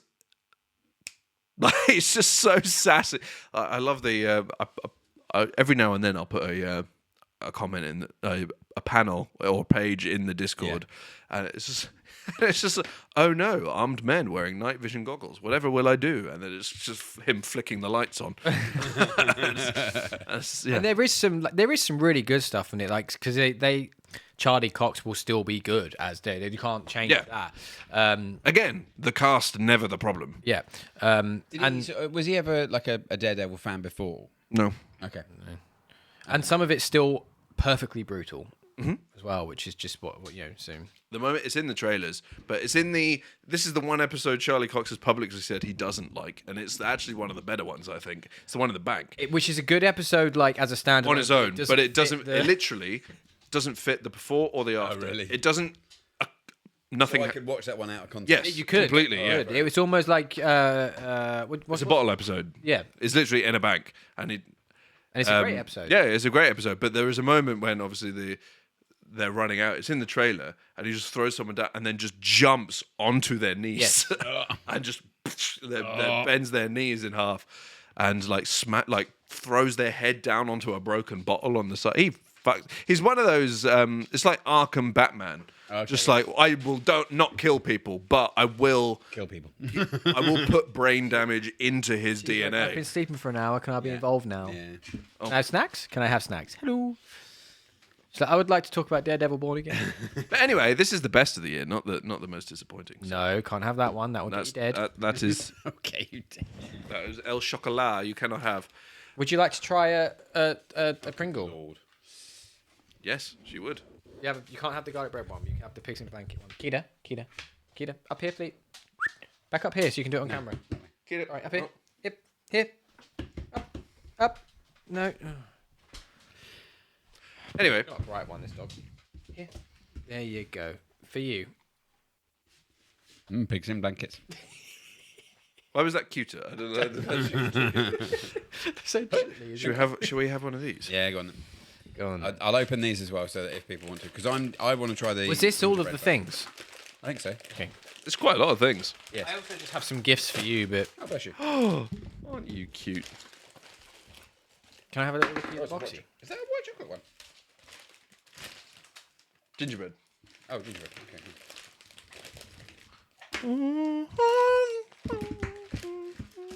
Actually, has got Irish cream in it as opposed to just like a flavouring.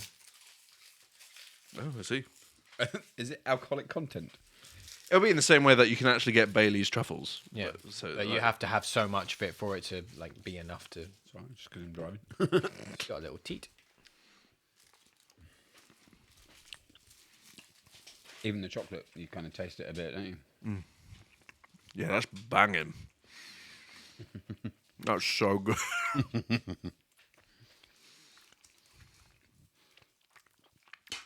It says it's a bit weird watching Born Again, seeing that seeing what Fisk was doing with martial law. Sorry, I haven't got my glasses on. And then in real life, Trump letting ice run loose. Yeah. Okay. Was that nice? Did you enjoy your Pringle? You definitely can't have these, I'm afraid. No. Okay. Chocolate and alcohol. She loves alcohol. Yes. Those are so good. Good. There's been a number of Christmas. times where there has been glasses of alcohol on the side by the sofa, and just suddenly her tongue will go in it. She wants to get pissed. Sometimes I think he watches TV shows and gets ideas about how to run the country. I think you're Oh, teaser. mistaking there, because I don't think he's got any idea how to run the country. She barking.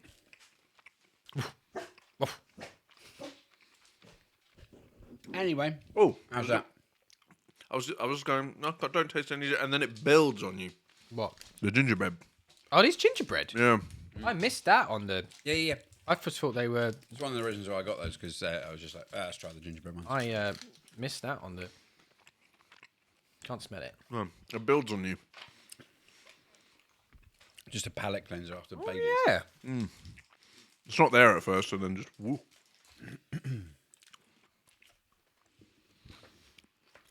Good shit. Good shit. I like. Okay. It sounds what you silly. It's quite a Christmassy gingerbread, Yeah. as opposed to just gingerbread man from Greg's. I know what you mean. Yeah.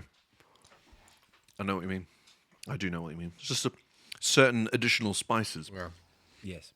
added into the man de ginger. Obviously, there are some amazing Marks and Spencer's cookies, which are gingerbread and white chocolate. They're good. They are good. I've seen those. Don't just see them, eat them. Oh, okay. Yeah, yeah. They I are. didn't know that's what you did with cookies. They are I very thought they were good. for visual pleasure only. Just like me. Are we ready to discuss video games? I'm actually very ready to discuss video games. I think I'm the only one who's got some positive stuff. So No, I've got No, positive I've stuff. got positive things. I've got I positive. do have positive. All right. We just don't have many options to say positive things. about. I actually haven't got. I know I put the section. I've got lots to say. yeah, we assumed it was a rant. It's not a rant. It's generally not a rant. It might devolve into one, But that's what Rabbit Hole is. but it's not a rant by intent. Okay. This is fine. Where are we starting? You started. I've started. Go. Honorable mention, runner up, whatever you want to do. All right. So the situation I'm in with video games this year, I've not played very many, and that's because, as well documented, there's not been many out and about that Have been I'm interested in. Floated your boats, let's say. However, the reality of that, and it's something I've come to recently, is that's not true. There's lots and lots and lots I'm interested in. However, none of them I'm willing to take the risk on. That's what I was saying earlier. Yeah. Yes, Right. Yeah. And this comes down to a number of things. First of all, again, time. Finding the time to do things. Yep. Second one is money. Because I'm in this annoying situation in my life right now where I'm making the most money I've ever made, yet somehow have the least amount of money I've ever had. It doesn't make any fucking sense because that's how fucked our planet is currently, or at least this country. Dog. And that doesn't help. Yes, it definitely doesn't help. But no, everything is more expensive because. So there's that, which means if I'm going to buy a game for £70, I kind of need it to be a surefire hit that I know what I am going to be happy I've spent £70 on it and I'm going to have the time to play it and get the best out of it. Can I also just say something quickly? You don't have to spend £70 to get an amazing game. No, I know.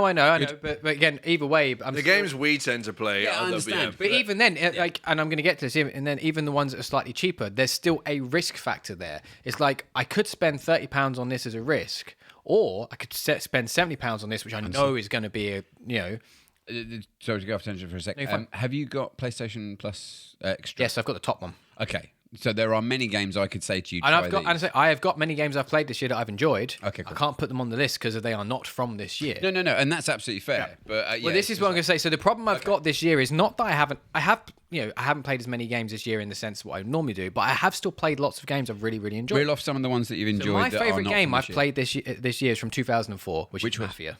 Oh, really? The original? Yeah. But not even the definitive version of it? Definitive version, Oh, yes. okay, But, alright. the game was made, designed, and released in 2004.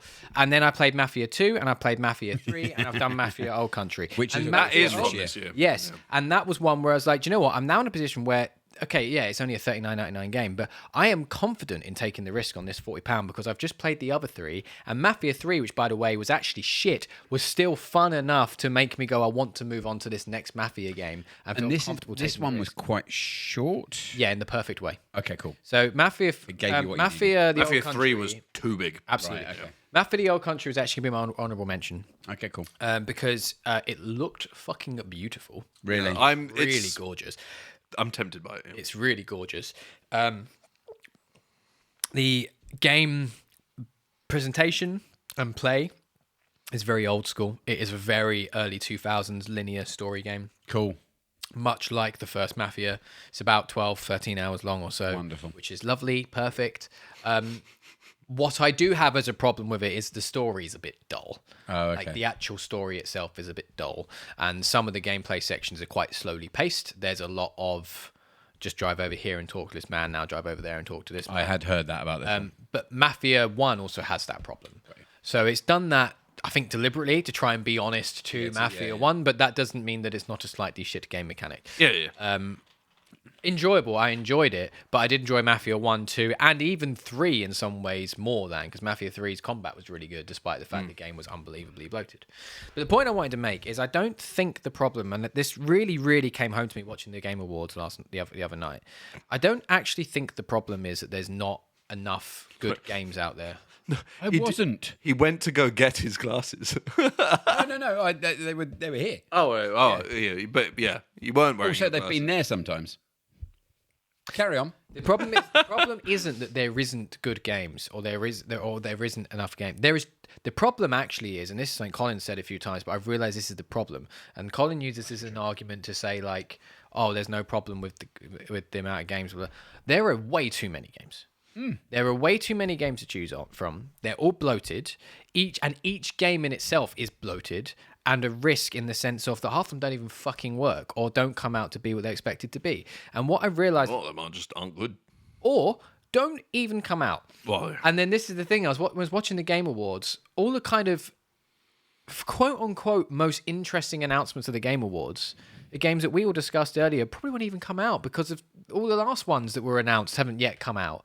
And there's this ongoing situation in the industry where the games are either too expensive, too risky, or don't even appear. And I think that's more what the problem is. So it's kind of... Ghost of Yotei came out this year, and that is normally the kind of thing that I am all over. Sony PlayStation first-party exclusive. I still haven't bought it. no, neither have I. And do you know what? It's not even that I don't want to play it. I do want to play it. But do I want to play it enough that I'm going to spend £70 on it? For me, it came out at the wrong time. And it did come out at the wrong time. He's obviously Assassin's Shadows. Creed Shadows And and stuff like that as well. So yeah, there's kind of like... I want to play it. I do want to play it. But right now, there are actually loads of other games I want to play that I have access to that I don't have to buy that I probably might even enjoy more. And I might not. I might get round to Ghost of Yotei getting it, because I will get it and play it. Yeah, I me too. 100% will. I'm kind of just waiting. It's in my wish list, and I'm just waiting to get that notification it's on sale, and then I'll just buy it. So I will play it, and I've heard so many good things about it. But there's been games I want to replay. Right now, I'm playing God of War Ragnarok again. Yep. And loving it. Genuinely loving it. And not finding enough time. Like, all I really want to do at the moment is sit and play God of War Ragnarok, but I've got this I need to do, and that I need to do, and this I need to get on with, and I can't find the time to do it. So I'm going to spend £70 on Ghost of Yotei to be in the exact same situation. No. Why am I going to do that? And that's the problem I'm in right now with video games. Which leads me to... That was the thing I wanted to talk about and say about video games anyway. And That's how fine. I feel about them right now. But just very quickly, because I'm glad that you're sort of saying, like, you don't necessarily give certain things a chance, because obviously my game of the years on all of these shows for the last 5 years or whatever it is that we've been doing have been games that normally wouldn't be my type of game, and it's because I've just gone, let's give that a go. And a lot of that is because of like Game Pass or PlayStation Plus Extra. And I've done loads of that still. And I'm glad, that's good, because there are a lot of people that will just go, my thing is AAA, and this is not a shade on you or anything, because this is not you, but it's as in like there are certain types of games that certain people will play, and that's it. That's the thing. It's like Call of Duty. That's my thing. All I'm going to play is that. There are so many, and you said, about Colin saying that there's plenty of games out there. It's just that they're this, that, and the other.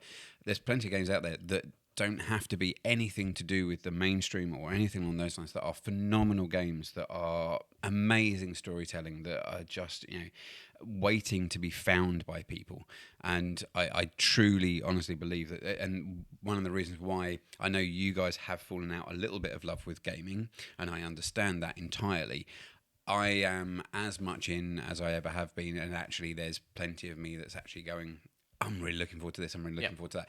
That Game Show Awards, I'm not going to go through them, but that was my list of things that made me go, oh! I've got, not that long, but I have got a list of things. Barry the Badger. That Very genuinely That trailer this morning. Honestly, I looked at that and went, I looked at the thumbnail on IGN and I went, whatever. Whatever. I don't care about that. And then a video of it on Instagram Reels has popped up. I was like, Beg your pardon? fuck is this? Yeah. Looked at it, Barry the Badger, I was like, all right, fine. But other than that, for me, the Game Awards was Tomb Raider, or there's another Tomb Raider, and then it's a remake of the first one. I'm like, take that one off. I don't care. Just the new Tomb Raider then. I think that would be quite cool to play. In all fairness, I was watching it, going. This obviously screams like the first, like the original Tomb Raiders, like the way she moves, and the way she climbs and everything like that. Don't forget, there is also the reality that this year was supposed to be a very different year for games. Yes, there was supposed to be a lot of games this year that haven't come out, like GTA. Which does also move us into that next year is likely going to be a very different year for games. Wolverine, GTA, Bond at the beginning of the year. Yeah. Bond. We've got a date for it. Yeah, Bond in March. Yeah. So I'm looking forward to Bond. I'm looking forward to Wolverine. I'm looking forward to Lego Batman. I'm looking forward to. Oh, it was Tomb Raider, but that's the remake. I mean, I'm still looking forward to that because it will scratch that third-person action adventure itch. Yeah, well, it depends how much they've changed the way the controls work, because that was the dog shit. Obviously, very good for the time, but yeah, for now it's But sorry, I've been quite vocal about how I don't care about GTA, so that's fine. And that's not a you game. Yeah, no, it is very much a me game. Now. Yeah.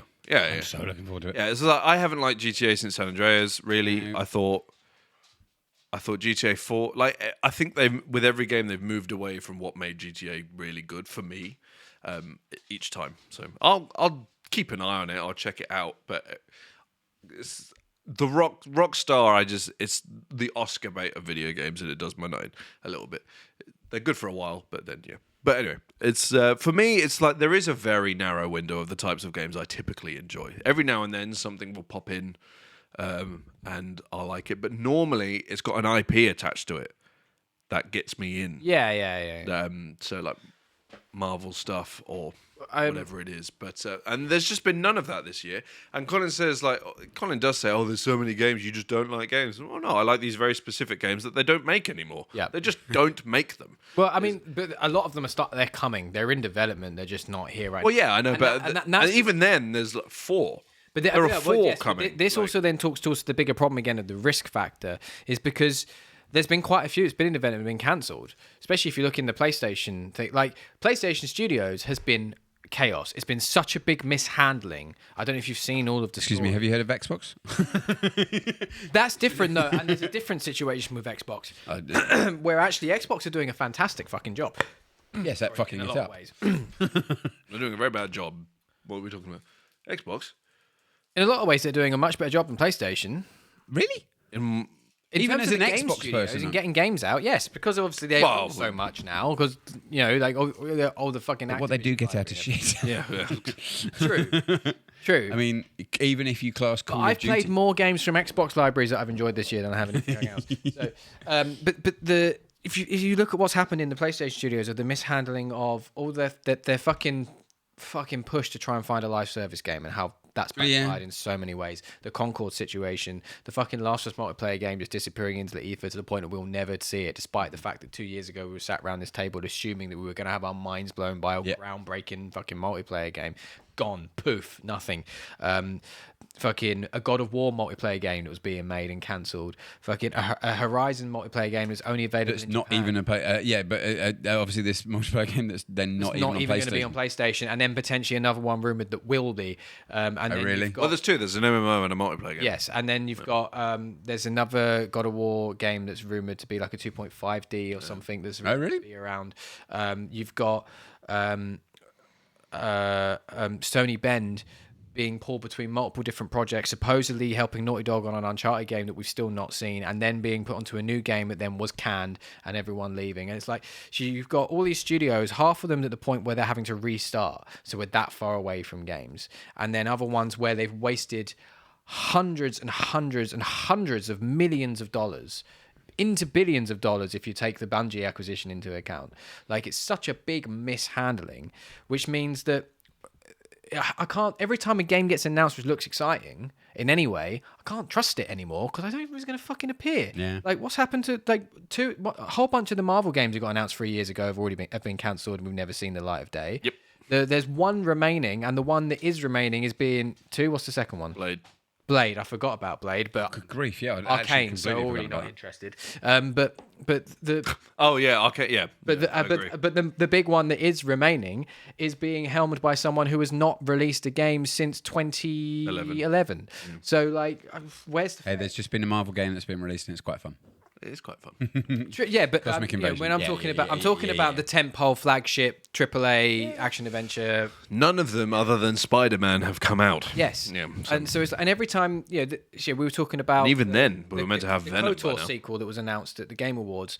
The studio was only founded this year. That game is not in any way ready to be announced, yet they're talking about it. And the KOTOR remake hasn't even come out.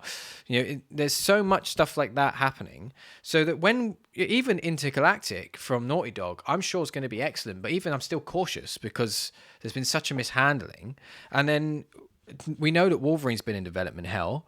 We know that there's another Santa Monica project that they've been going on since the end of God of War 2018's development, but yet we still don't know anything about what that is. So how long's that then been? Like, and with 7 years.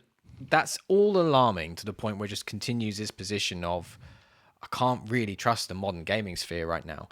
I fully expect it will bounce back, but for it to bounce back, what we need is a moment, and it could be next year, of a series of some games coming out that are all what they were promised to be, live up to their potential, are worth the money, are worth the time investment, and pretty much almost have a Thunderbolt situation. That kind of, okay, right, we're getting back into what we want. And that could be Bond, could be Wolverine, could be GTA, could be a combination of all of them. It could be something that was announced last night that we haven't quite worked out yet.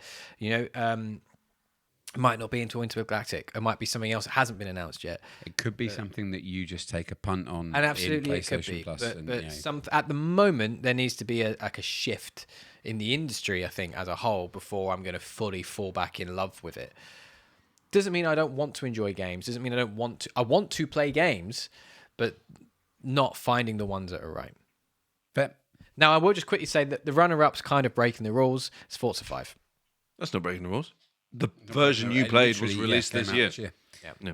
The version you played was I'm released glad, this year. because obviously it's a great game. It looks phenomenal. Actually, before I go tonight, fire it up because I'd love to see how it looks on your. Have you got it installed? Don't worry if you haven't. It will take me no time to install it if I do it. But My internet is I'm speedy. interested in like how the adaptive triggers feel in comparison. to Oh yeah, because obviously the Xbox controllers don't have that. So, anymore. obviously they've got. It does look great. I mean, Yes, I'm sure it does. I don't know how much better it will look than what It's your Xbox. no, it'll Not look your great on your TV. TV. But also, of course, You've got- I've now got yeah. the OLED and it looks phenomenal. Yeah.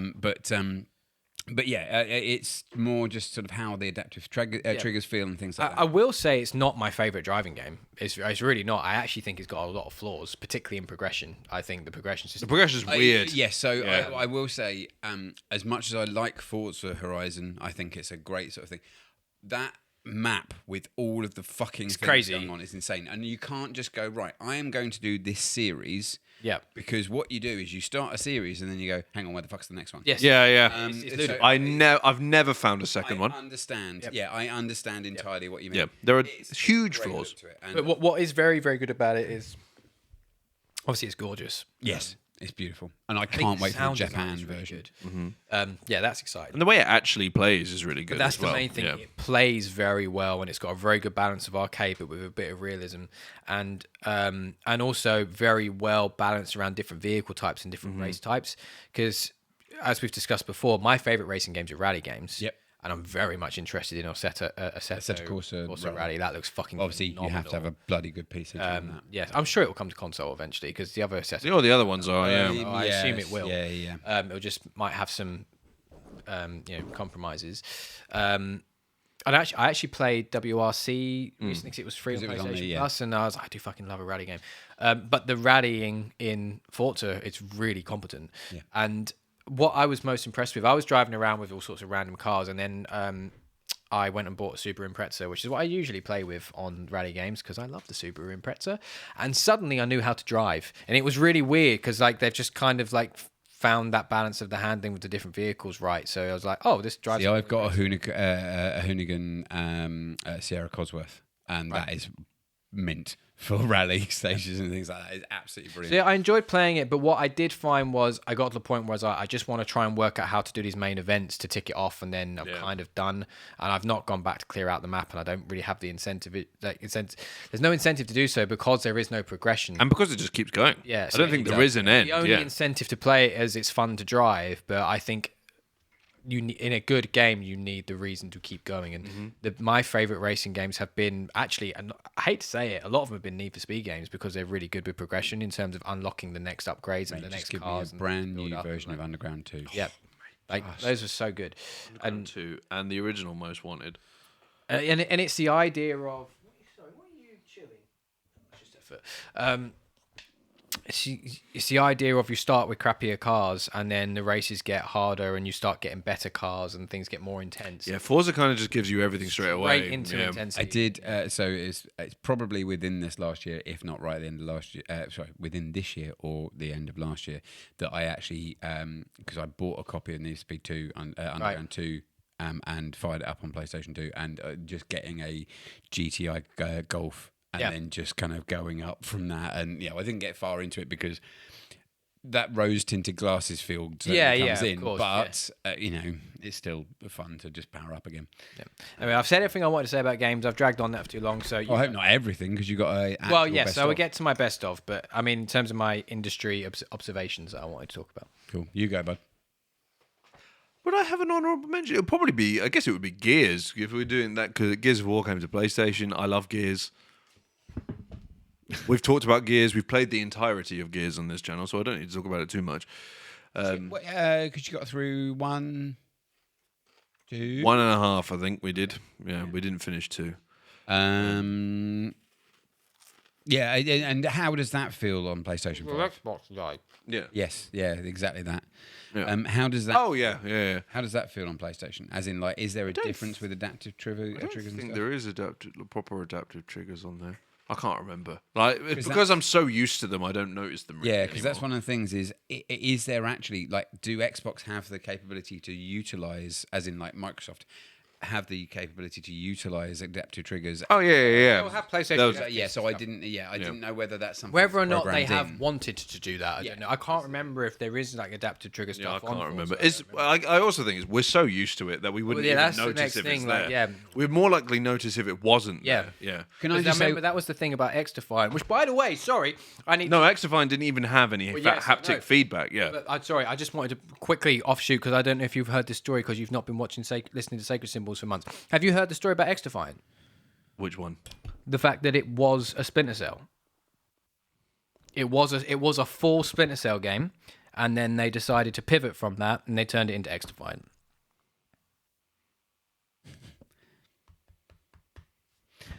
With the games industry, peeps. Any more on Gears, or You have any just- Molotovs? I'm gonna go to Ubisoft and just burn it down. Gears is great. Everybody should play Gears. I kind of hope they bring them all. I'm sure and they will. the Although how announcement do you of the Halo, probably not very well, and the announcement of the Halo port without the multiplayer is Microsoft having no idea what they're doing again. There we go. Anyway, yeah, although obviously it depends on exactly what they do with it, but because Halo 1 multiplayer would be very. well, no, but if they're remaking it, you can remake the multiplayer and kind of go from there. But without any multiplayer, it's like this is Halo. But I am very much looking forward to that redoing of CE because now you've got Sprint. Yeah, it'll be cool. It'll be cool, but it's just like, releasing any form of Halo game without multiplayer is crazy. But anyway, so my honorable mention would probably be Gears.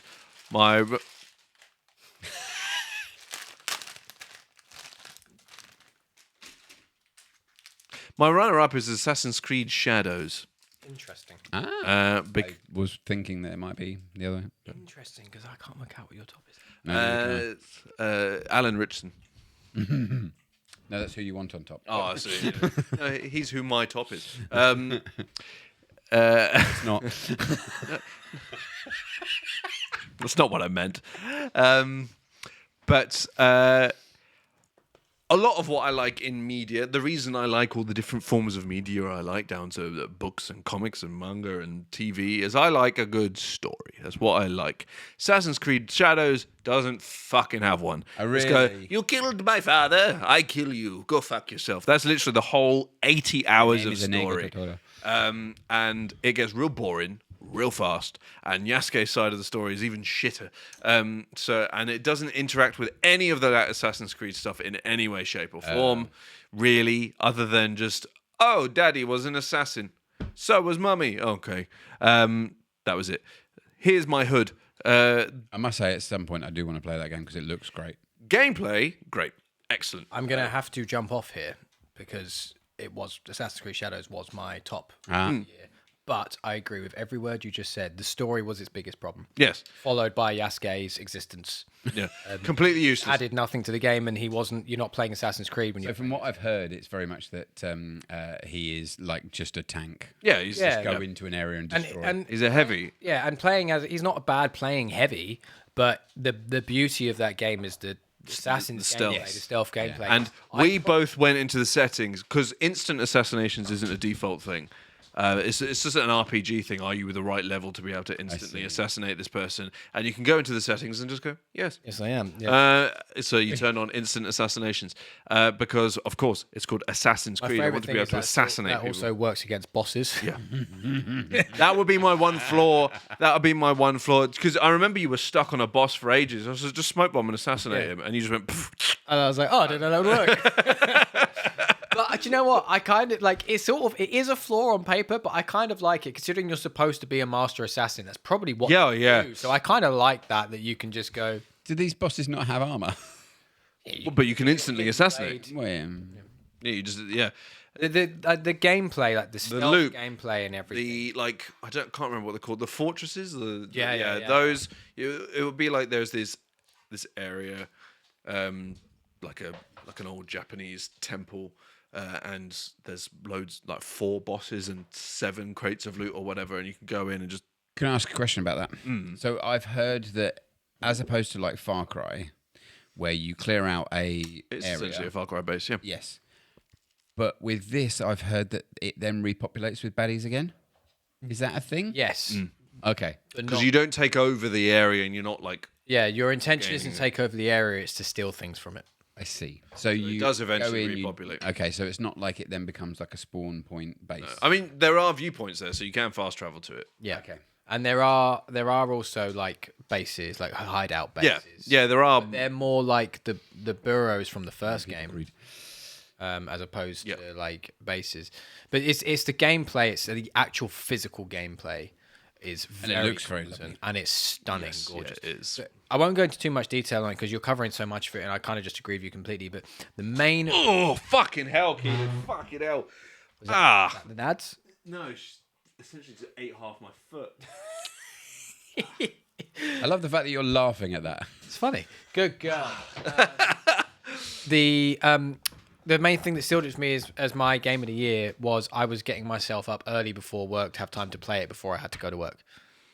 Okay. That's how much I was enjoying just playing it. Yeah, the gameplay loop was really satisfying, which is the only reason I platinumed it. It took like 80 something hours, like 70, 80 hours, around about that. And yeah, the gameplay, the stealthing it, and then oh fuck, I've messed up the stealthing. Biffed it. Yeah, I've biffed it.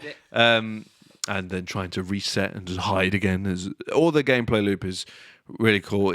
I ended up with some form of mythical dragon as my mount, but other than that, I really enjoyed the combat, which has been a complaint of mine with recent Assassin's Creed games. And again, I think it got I keep saying this word, balance. The balance was just right of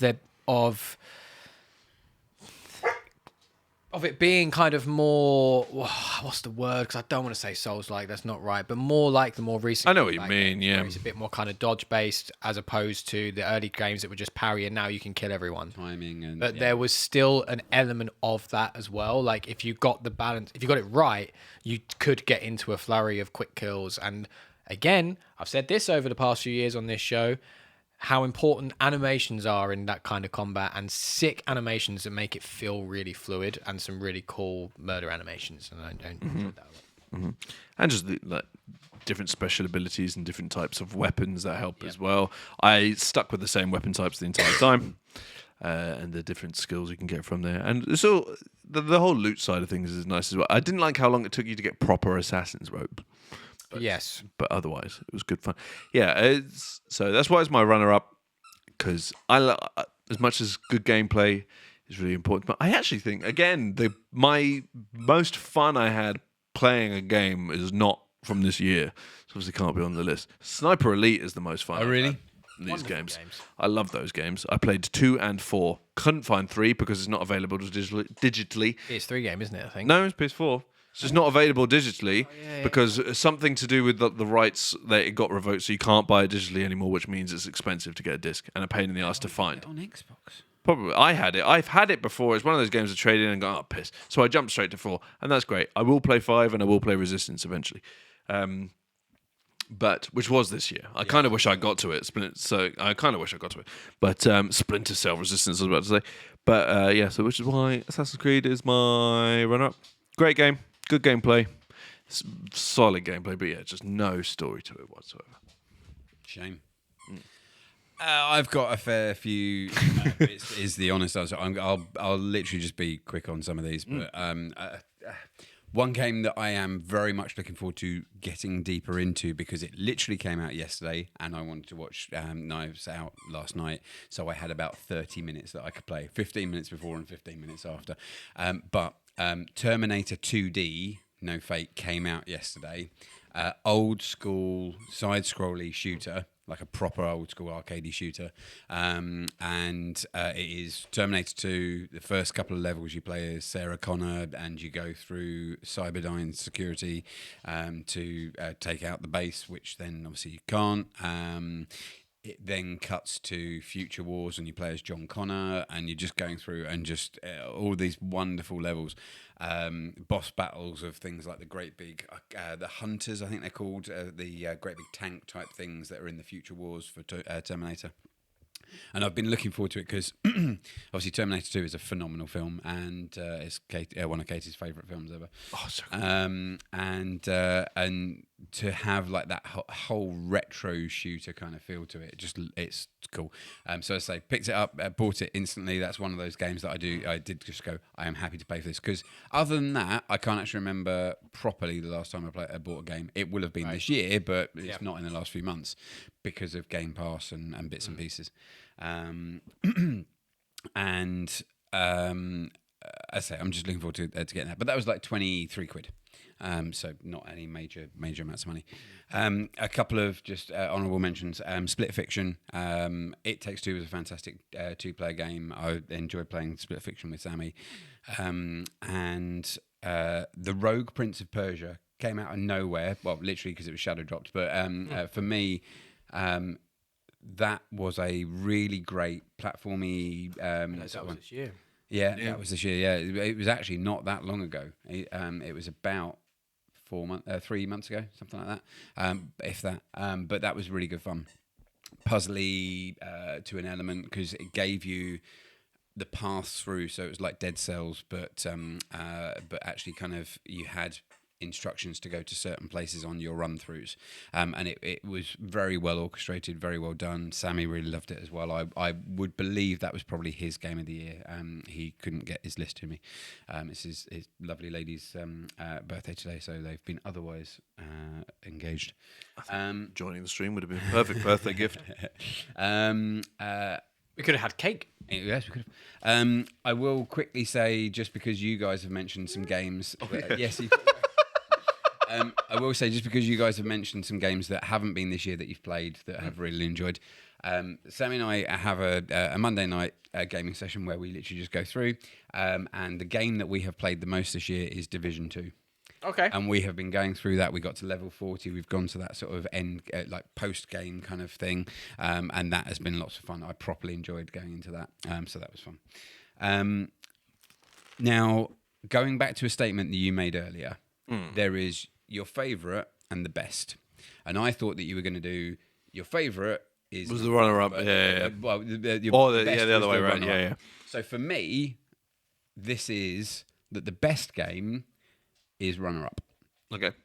And obviously, there is a whole wave of amazement for this game, and also there's a whole wave of people being dicks about it and going, "Oh, it's an industry plant." Industry plant.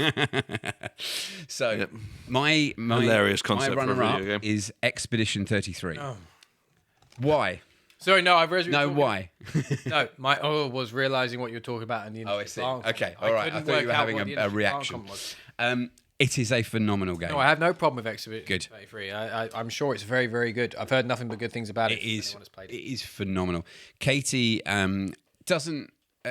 Katie used to watch me play a lot of games, and because of sort of what I'm playing these days and what she's doing with knitting and bits and pieces, sometimes it just doesn't align, and she just kind of isn't invested in what I'm doing. And also, it's mainly because it is games that are it's like she doesn't care what's happening in Fortnite, she doesn't care what's happening in Division, but there is a massive story element to Expedition 33, and she became invested just by being around and sort of watching it, and has been great. Again, not my normal sort of game. I hate and have forever hated like JRPGs where you do I'm gonna select this. This is worse. This is French. Yes.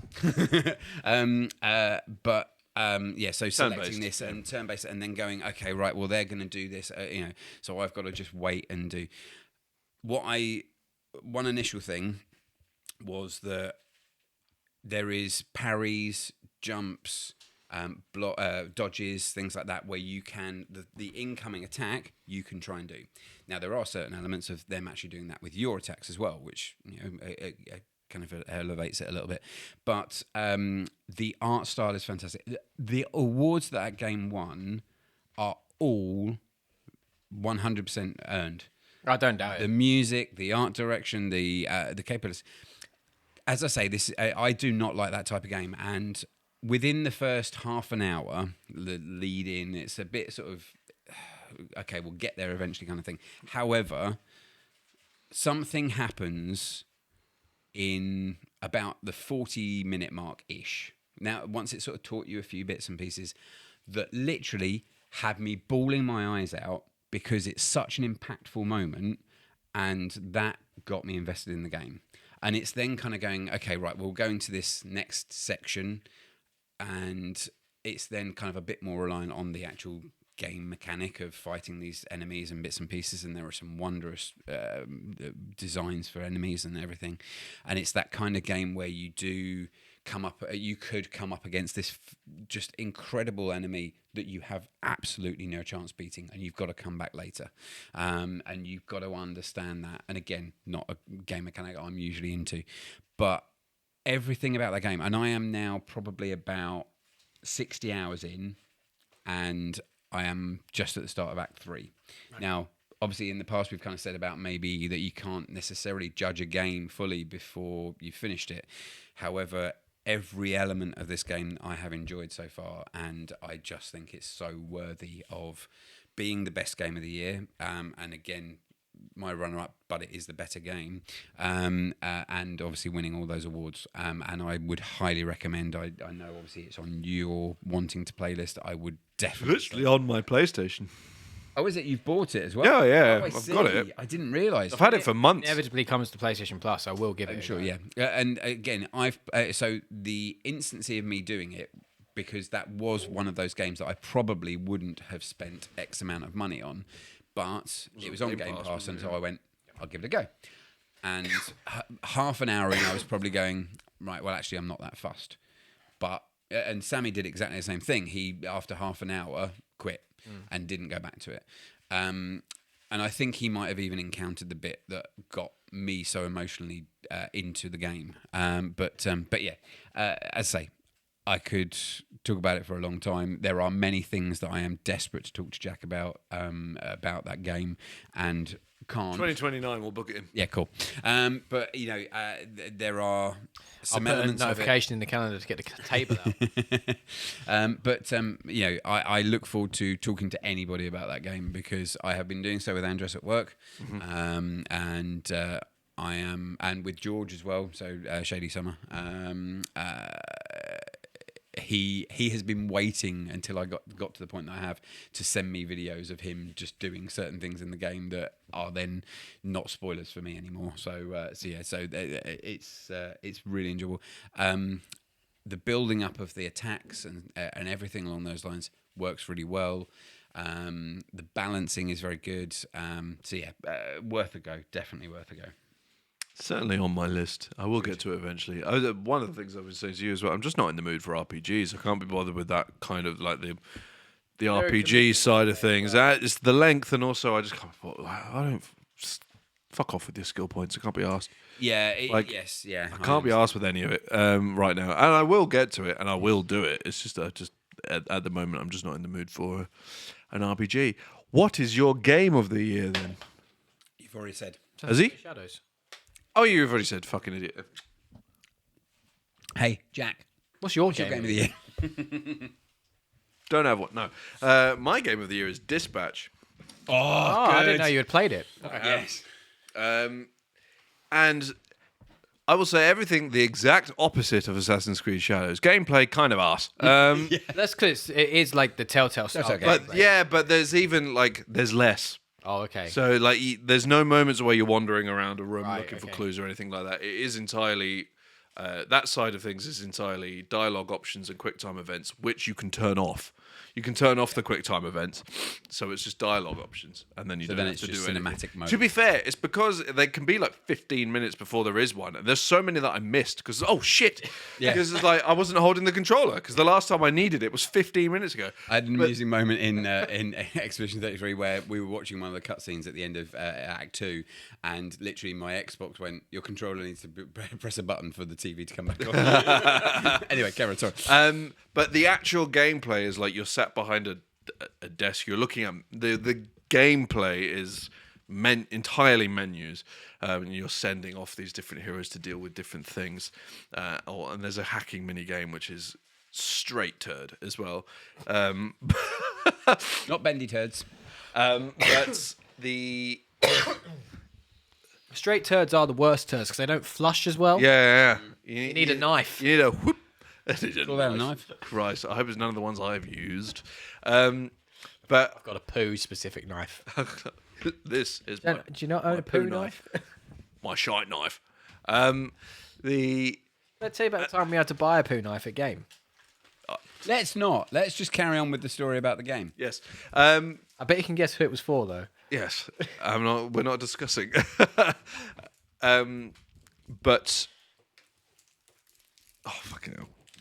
Dispatch. Yeah, it's just there are things where like Was that a normal Malteser? yeah, this is Oh, I didn't know there were sneaky normal Maltesers in there.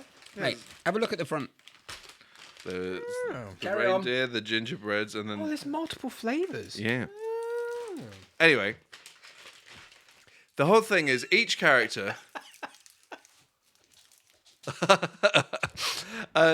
Each character has like different traits, and you do kind of level them up as they go and push to different traits. The one big flaw that kind of made me not like the gameplay part was each like situation that you had to dispatch a hero to would kind of have these like keywords in the description of it, so you could best utilize which trait for each character. So who would be best to send.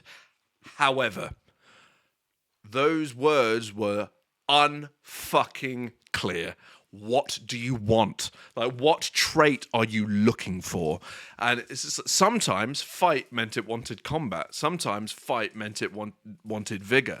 And sometimes investigate wanted brains. Sometimes it wanted like conversation. Right. And like it was so unclear to the point where it was like, this failed because you had absolutely no fucking chance. It was like, well, I would have done yesterday, you prick. Like, why? Like, and it doesn't give you like the symbol. It highlights it as if it's meant to be important, Yeah. but then it doesn't tell you. There's no way of like learning. There's no like set words that you can learn because it uses so many different words. You're just like, what does that mean? What the fuck does that mean? So a lot of the time it was just, if I just send these two, it covers the whole fucking spectrum. So I don't care. Go away. Okay. And it was, then you had to. It was kind of, you had all these come back up. They obviously are unavailable for that time, and then they can come back.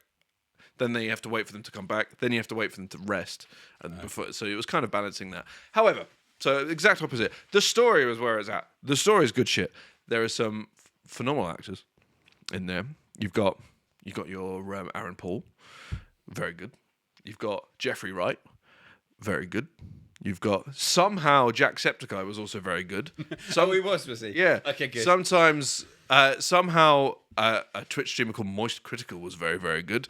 Alana Pierce was dull and boring and clearly the worst actor in this game. Really? Unfortunately. Yeah. She's not an actor.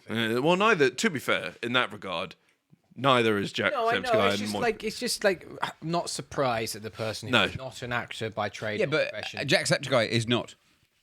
No, so it's surprising that they're good. Yeah. But not surprising when surprising they're that- bad. yeah. Oh, I see. Yes. I'm not Sorry, surprised. I was looking at the words. Just really dull, monotone, like nothing. I got nothing out of her character, and it's just like she's the sexy devil lady. You should get something out of that character. And you're Yeah, just I like, mean, the you're car- dull. I don't like you. Whereas like Jeffrey Wright, his character is phenomenal. I love his character, and Aaron Paul is great. And there's a couple of other characters that are in there that are great. A lot of Critical Role are there. So one of the main characters is Laura Bailey. Travis Willingham is obviously a big character in there as And well. apparently, depending on the choices that you make, so I was listening to someone who basically said today that because of a choice they made, Travis Willingham was not in it much. Yeah, you can do that. Yeah. Okay. And he I know. regretted that, obviously. I know exactly what he did. Okay, fair enough. Yeah, But he said that he was then intending to go back and play it in yeah, different you could do ways. that. Yeah. So that's where I'm in two minds of with these games because it's like they're obviously designed to be repeatable, infinite replayable. But I'm not. But this is my one. Yeah. This is my version. Yeah, Obviously, the beginning of episode 4 took everyone by a bit of surprise. It's And it's a game. It's a superhero world. Violence, swearing, titties, and glowing green dick. What more do you want? Yep. And the glowing green dick was within the first 5 minutes. Nice. I am really wanting to play this game as well. It's real good. I just need some time. I did. I did make myself laugh with. I'm not going to spoil it, but there's two different paths in terms of like romancing that you can go down. Why does Katie say house? Does she want to come home? Because they're playing bingo. Ah. Get it. I get it. I don't know what's house got to do with bingo. House, you have a full house? I see. Yeah, so when you win I play bingo, bingo. I'm you not play 90. Okay. But there are two different options in terms of romancing. It's okay. It's just a dying. Can you Please just talk quiet? quietly, yes. Oh, I wish I could. But there was a moment, and it gives you all your rundowns of all your choices and statistics and everything at the end of each. Oh, does episode. it? Oh, at the end of each episode. Yeah. Oh, that's cool. And it was just like 78% of people leaned into such and such a person's kiss. And so I sent a screenshot of that to Matt, who had played it before. I just went, 22% of players are gay. I was like, why would you not be doing this? But it's great. I really like the story. I very much look forward to a potential season 2. And I think it's great. I highly recommend My it. wish list. I highly recommend it to everyone. It's pretty cheap as well. It's like 25 quid, isn't it's it? Not, yeah, it's not like it's an expensive one. It's literally just been time because I knew full well that if I started that, You would stop everything. Expedition Yeah. 33 would just go out of the window, and It's not very long, thankfully. So my playtime came to about 8 hours in total for 8 episodes. Yeah, for the 8 episodes, so it's about an hour each. Yeah. Okay, cool. Yeah, it's just under an hour for most of them, and then the last couple are a bit longer. But yeah, real good shit. So as I say, there's nothing really in terms of gameplay there, but the story is real good, and that's why I like media. Is I like a good story, and if you give me a good superhero story, I'm in. A good superhero story where people get naked. Even better. Whoa! Anyway, what is your game of the year? So obviously, I love a good story as well. This game does not have a good story. It doesn't have a story, effectively. I am going to try and make this as least boring as possible. There is a game that you may have no idea what it is. I have mentioned it. Yes, yeah, I know you do because I've fucking talked about it. I have mentioned it a couple of times, like in Discord and bits and pieces. But my favourite game of the year is Repo. Oh, I've heard it. I know. Repo. Okay, cool. So Repo is a game which is on PC, and I don't normally play PC games, but I've delved a little bit into it, and this game is so much fun. You play these little robots called semi-bots. The the idea of the game. We are 4 years old. The idea of the game is you go into these different levels and you have to take different valuables and try not to break them or deplete their value. And then you've got to. It's basically an extraction game. Yeah. It's an extraction game where you have to get a certain value, and the more value you get. If you get extra, you can then use it on weapons and things to use in the levels. The making of this game is, to me, a brilliant masterclass in how these sorts of games can be made, and also, to a degree, how games can be made. The semi-bots, well done. We see it's semi, so the jokes only work half the time. Yeah, half the time. The interaction between them is phenomenal, because if you have, because it's a multiplayer game, if you have multiple, Peter is having a very intense conversation with her caterpillar. if you have multiple people of you in the game and you chewing his ear can off. play it, Just let him speak. Shut up about your damn dog for once. I'm saving it. if you are having a conversation, as opposed to one of the people around the table paying attention to their dog rather than the people that are actually talking.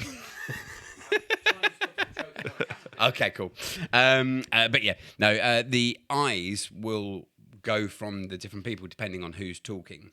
So it will literally track, and it's really cute as well, the way that the eyes move.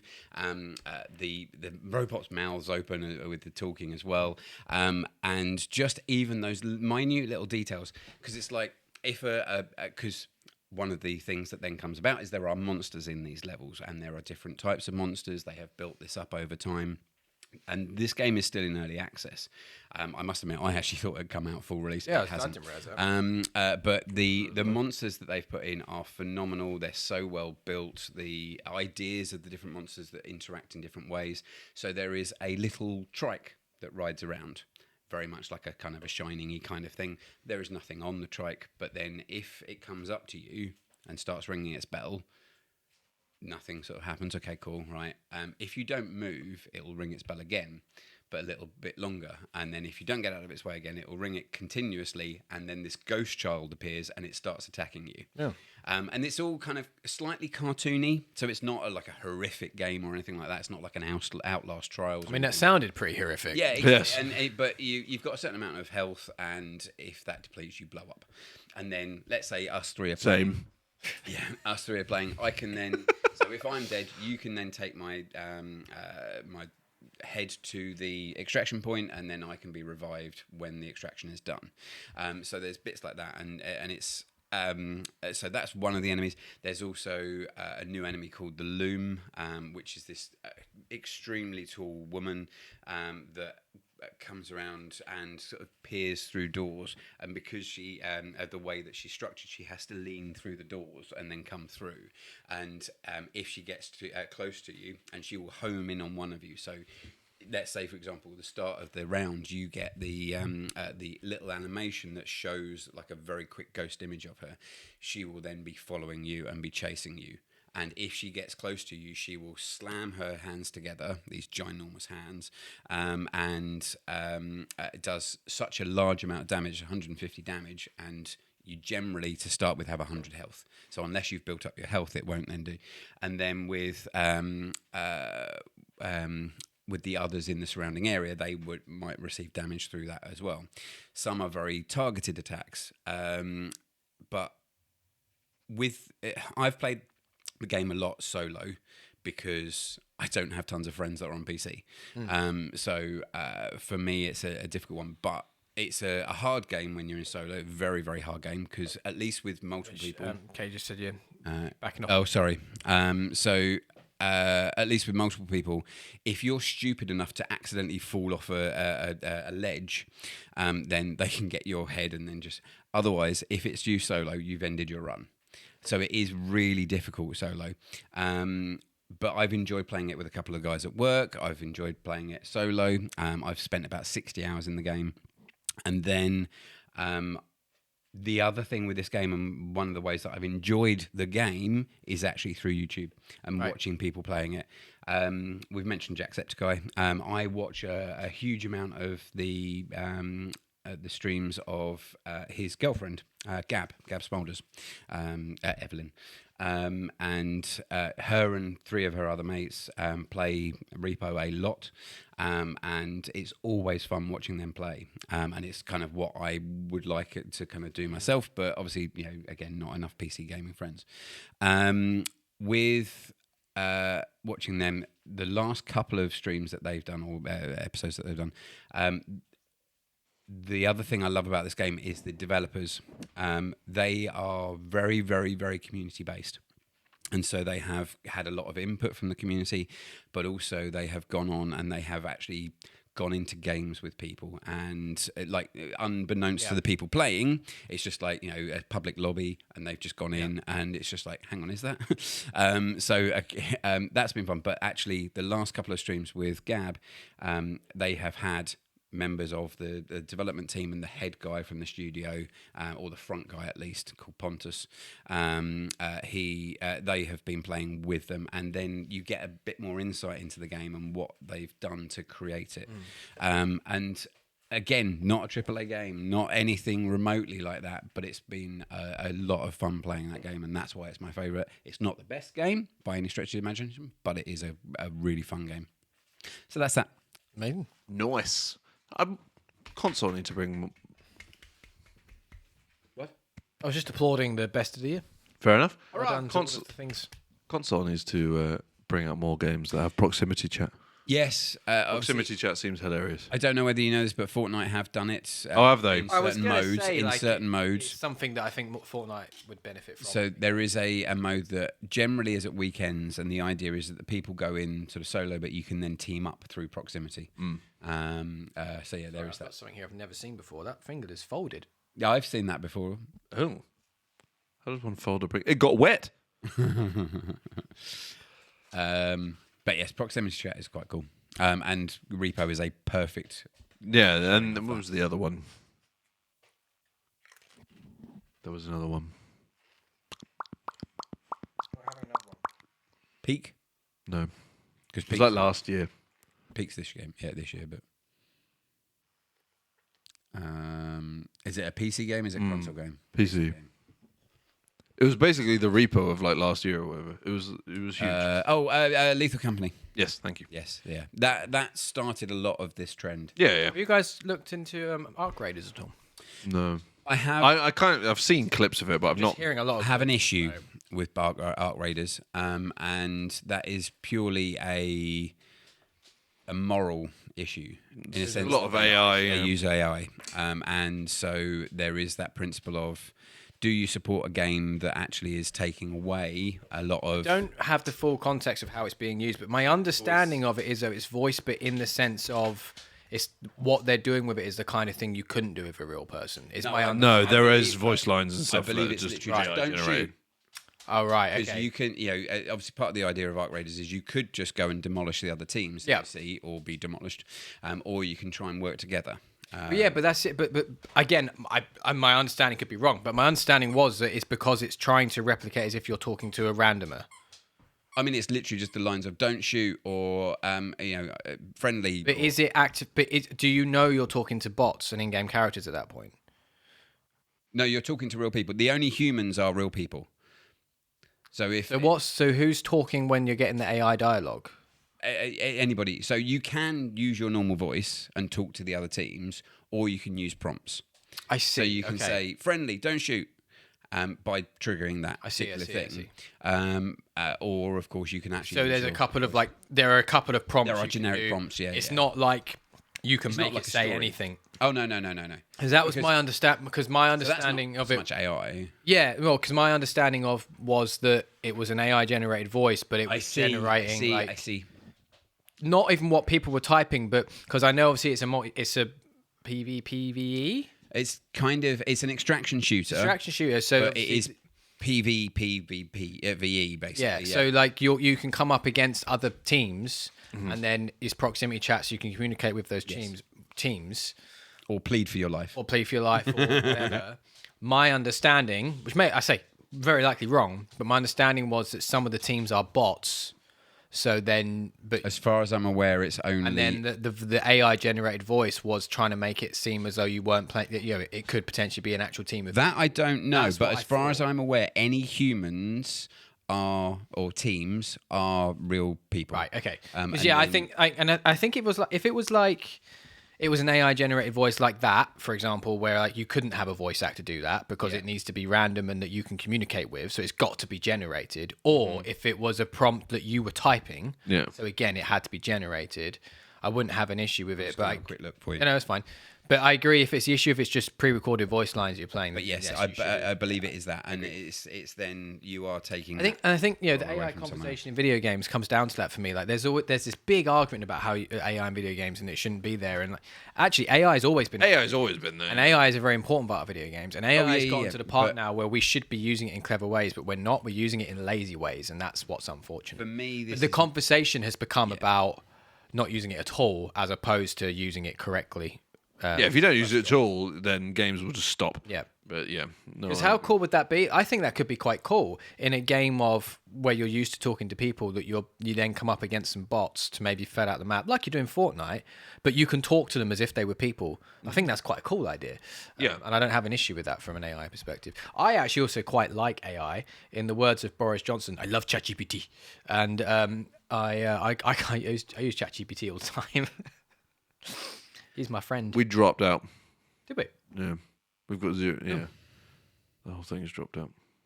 Oh, I've just it's just a minute. Oh yeah.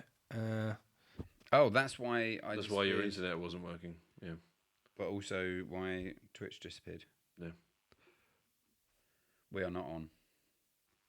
Hang on. It says we're on still, but it is showing that it did drop, but it's showing as if we're back on. Hello. Oh, it's dropped. Yeah, welcome. I've just got a thing. Oh, I'm just getting notifications coming up there. I just can't see them. Yeah, I'm not getting. I just got one saying we've gone live. It's definitely having problems. Oh, sorry, Keita. Oh, no, we are on. Hello, everybody again. Technical issues.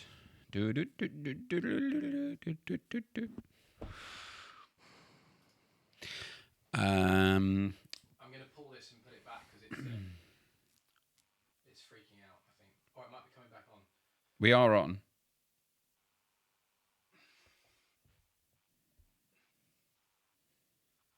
Because we can see us. Oh, yeah, it's back. It does look like it's back. One viewer. Yeah, well, That's probably me. Did she put something in the thing about it? no, I think so. And also, one of my AirPods is in charge. I think this network dropped for a second. Yeah. Okay. Well, we seem to be back anyway. I did get a little bit of info.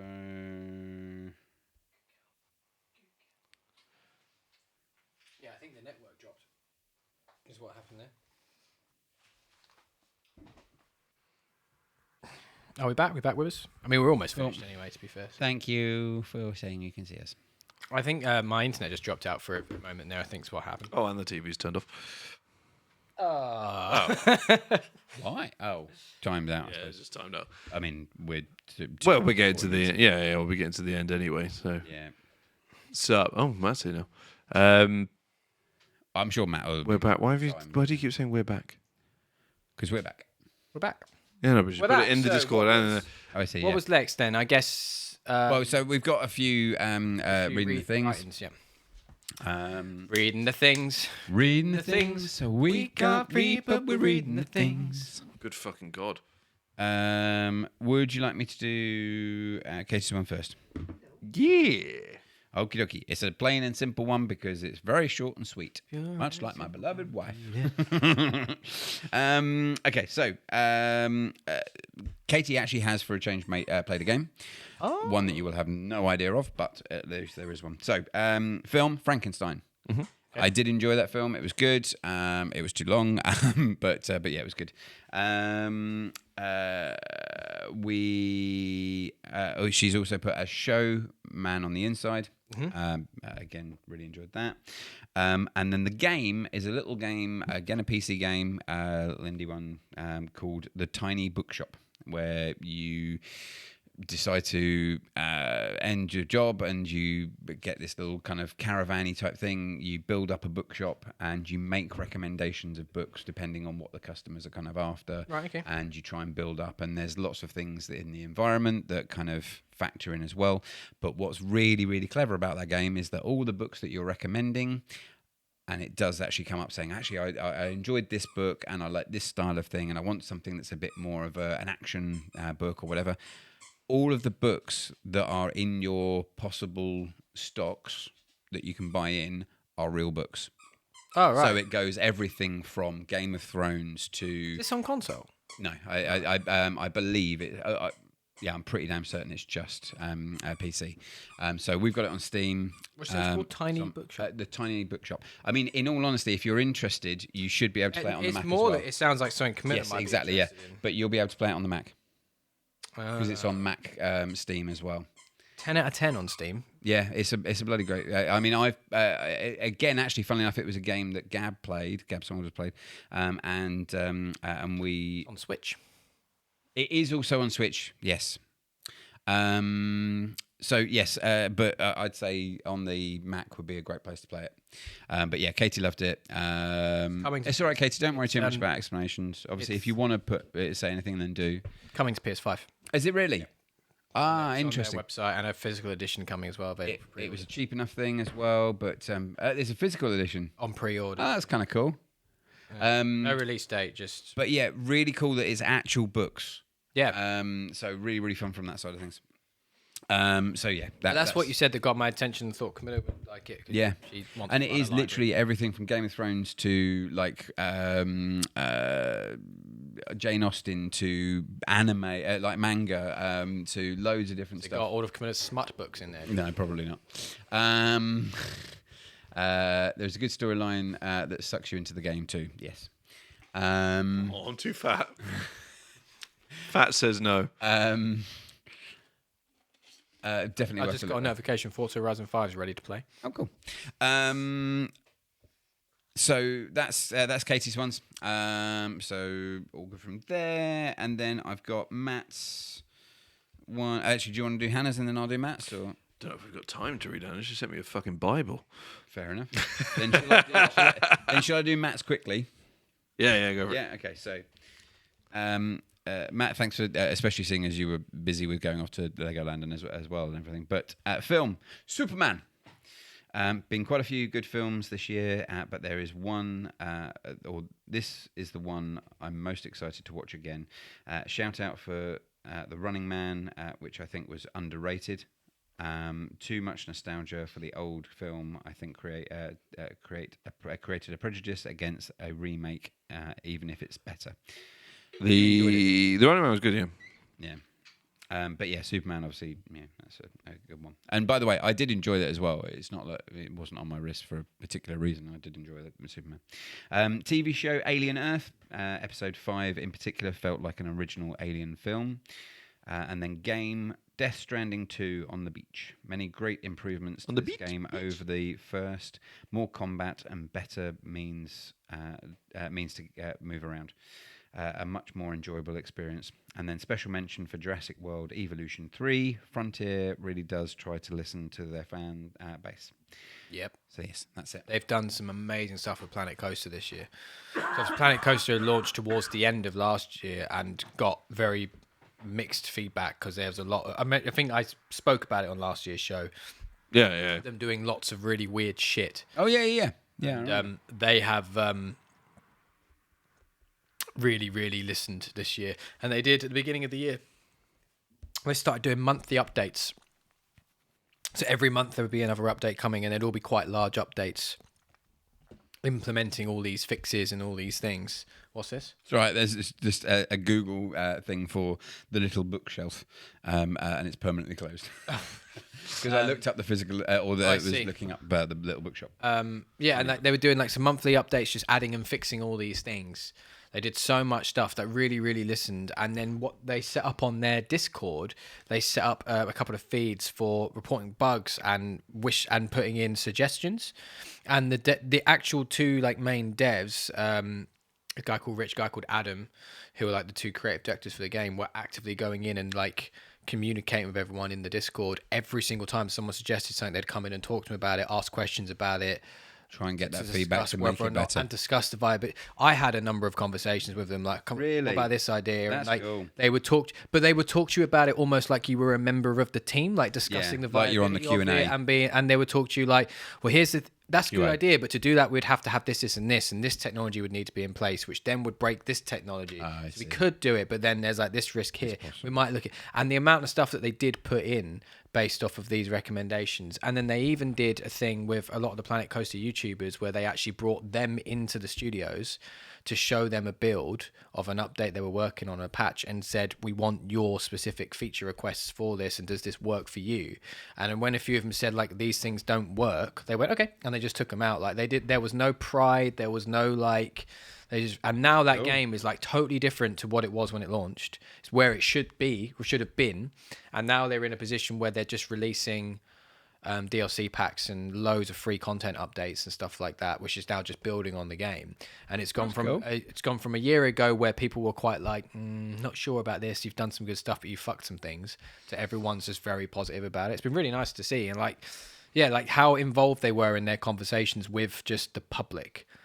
Like, it was really, really good to see. So yeah, absolutely, Frontier, absolutely listen to feedback. Nice. Right, it's really not actually that long. Hannah says, yeah. But it's our fucking show. Also, there are 3 people watching. Yes. There are as many there as there are here. Yeah. So Hannah has said, for TV, the second best, The Residents. I love this show, so obviously Netflix decided to cancel it after the first series, which is another reason why they're not allowed, Warner Brothers. I agree. Really amusing little whodunit set in the White House with a quirky detective, and it has Giancarlo Esposito. So yeah, was supposed to be Andre Brow, but unfortunately he has passed. It's basically a female-led Knives Out, if that were a series. Cool. No. What was that called? The Residents. Okay, I haven't heard of that. I'll look. Yeah. There's no point getting excited. It's cancelled. The Fave, Poker Face. I watched both series of this year in quick succession, and Natasha Lyonne is utterly fantastic in it. It's made by Ryan Johnson, and if you haven't watched it, I implore you to. I have not watched it. Honorary mention, Paradise. Is that this year? Yeah. Oh, I should have included that. That was stunning. I didn't realise that was this year. I'm pretty sure the posters for season 2 are spoiling season 1, annoyingly. I don't know what Paradise is. I don't know how they can do any teasers for season 2 without spoiling it, annoyingly. But yeah, it's. I just saw a poster and go, well, that's ruined any interest I had because you spoiled it. It's very, very good. I didn't realise that was this year. I would have included that if I'd known that was this year. Well, it's a great show. Can't wait for season 2. Sterling K. Brown says he's read the script and it slaps hard. I'm sure he has read the script. He's filmed it. There's a trailer out. Yeah. For film, second place, A Perfect Neighbor on Netflix, which is a film documentary completely using police footage of spat between neighbours that got monumentally out of hand. I laughed, I cried, I paused it in disbelief a few times, pondered on if you were allowed to refuse to be arrested. No. Definitely not. Very good use of an hour and a half. Fave, K-pop Demon Hunters. We know K-pop has been my genre of choice for a while, so I was always going to give this film a look, but the animation was done by the same studio as Spider-Verse, and the soundtrack is catchy as fuck. There's a good moral behind the film of self-acceptance. The girl and the boy leads never kiss or get together, and the girls kick ass. And because I have a 6-year-old, I've now seen this about 8 times, and I still think it's great. If your child can make you watch a film numerous times in a very short time span and you still enjoy it, then that's a cracking movie. Yeah. Honorably mentioned to Thunderbolts. I really enjoyed this and felt it was a real return to form after some very hit and miss MCU entries. Hit and miss is very generous. But I haven't rewatched it yet, so reserve the right to change my mind. And I felt like it could happen. I couldn't make it top of the list because of that. That's totally fair. She did refuse to be arrested repeatedly. It doesn't mean Yeah, resisting arrest is literally a further crime you can get arrested for. yes, yeah. And in America, that's bold because that just gets you shot. Yeah. Although she was an old. Was she an old woman or something? She was a little old woman. I heard about this, but documentaries are not my thing. No, same. It's just one step above reality TV. Reality TV is the cesspit. Documentaries for me are one step up. Unless it's about something like she was. Oh, so she wouldn't have been shot. I think. Joker originally. Yes. Yeah. I see. What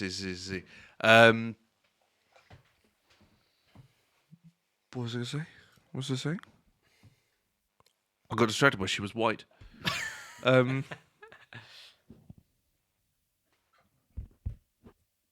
Cool. Yeah.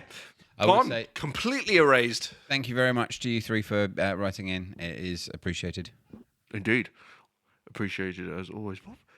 Talk about documentary. Oh, this is about things like the Christopher Reeve documentary or like the making of stuff. I really like, but other than that, A couple of the Formula One ones on on Disney. So there's a one that because Keanu Reeves loves Formula One to the extent that he did a documentary. He wanted to make a documentary about the Brawn team back when Jenson Button won the World Championship, and that's good fun. But yes, anyway. Nice. There's been some good shit. There's been some terrible shit this year. I have gifts for you.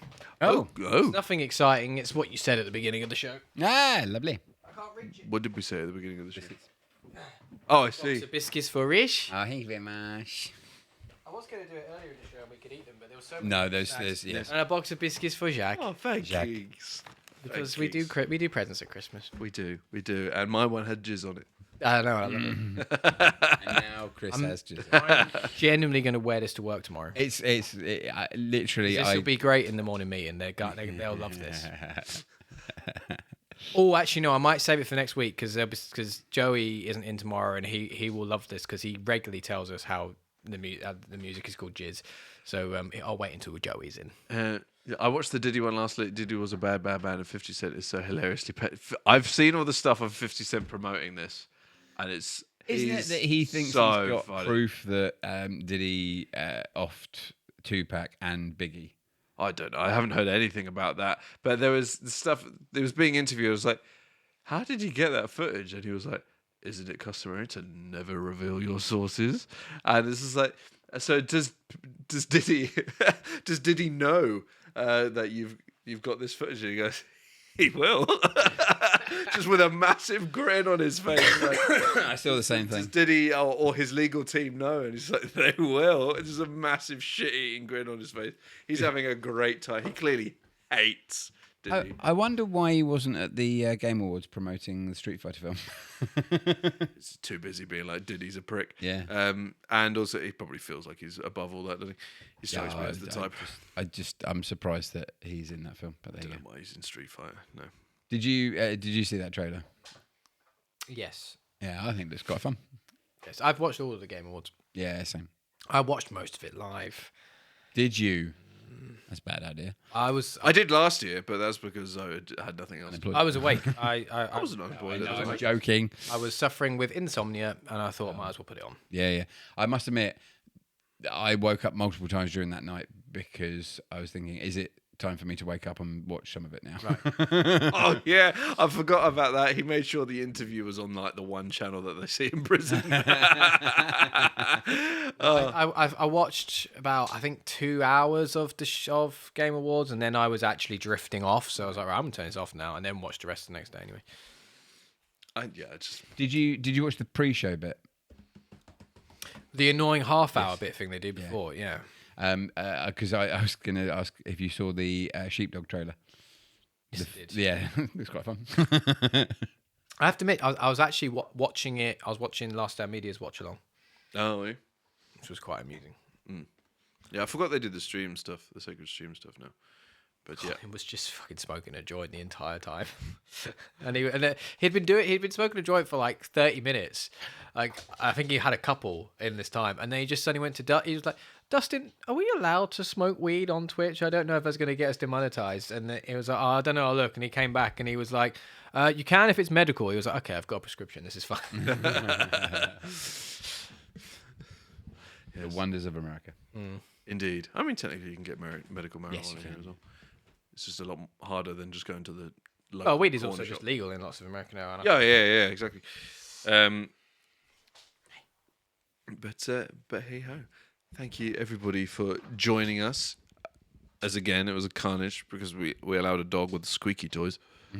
She's not been too bad. She's been curled up asleep for most of this. I think the squeaky toy he's talking about is his foot. Oh, we have been here for 3 hours. That and the squeak. I thought I was going to go insane.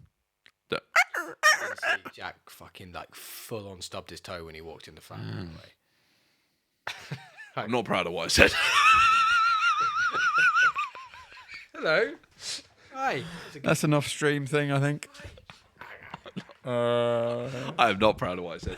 But I'm over here. This is, I remember what you said. Oh, I do know what you said. I do remember what you said. Yeah, definitely don't say that. Was it anything to do with their time signature? No. It's much worse. Much worse. The worst thing that he's... oh Much worse. yeah. No. Thank you for joining the chaos that is our end of year streams. I like doing these. Do I? Good to be back. Yes, I like doing our annual things. think- I think there probably will be more next year. safe to Not say. scheduled regularly, like that type of thing. But I There think will there be. would be more. I think there'll be some form of soft rabbit hole return in 2026, but exactly what yet remains to be seen. Yeah. But watch this space. The OnlyFans won't be a soft return, though. No, be hard and moist. Was that what you said when he stubbed your toe? No. It was much worse. And you, everyone, have a jolly good Christmas and a happy New Year. So- Could be worse. Could be a soft daddy hole. No. Aye. And this is why I'm resigning from the... No. Right. Yes, thank you very much for joining. Love you all. We will let you all know what the future brings, but it will probably involve Pixar. Teasers. Indeedly do. Have a lovely day. Jesus. Mole. That's a rabbit, not a mole. End. We're leaving. Get out of it. Bye, everyone. Bye.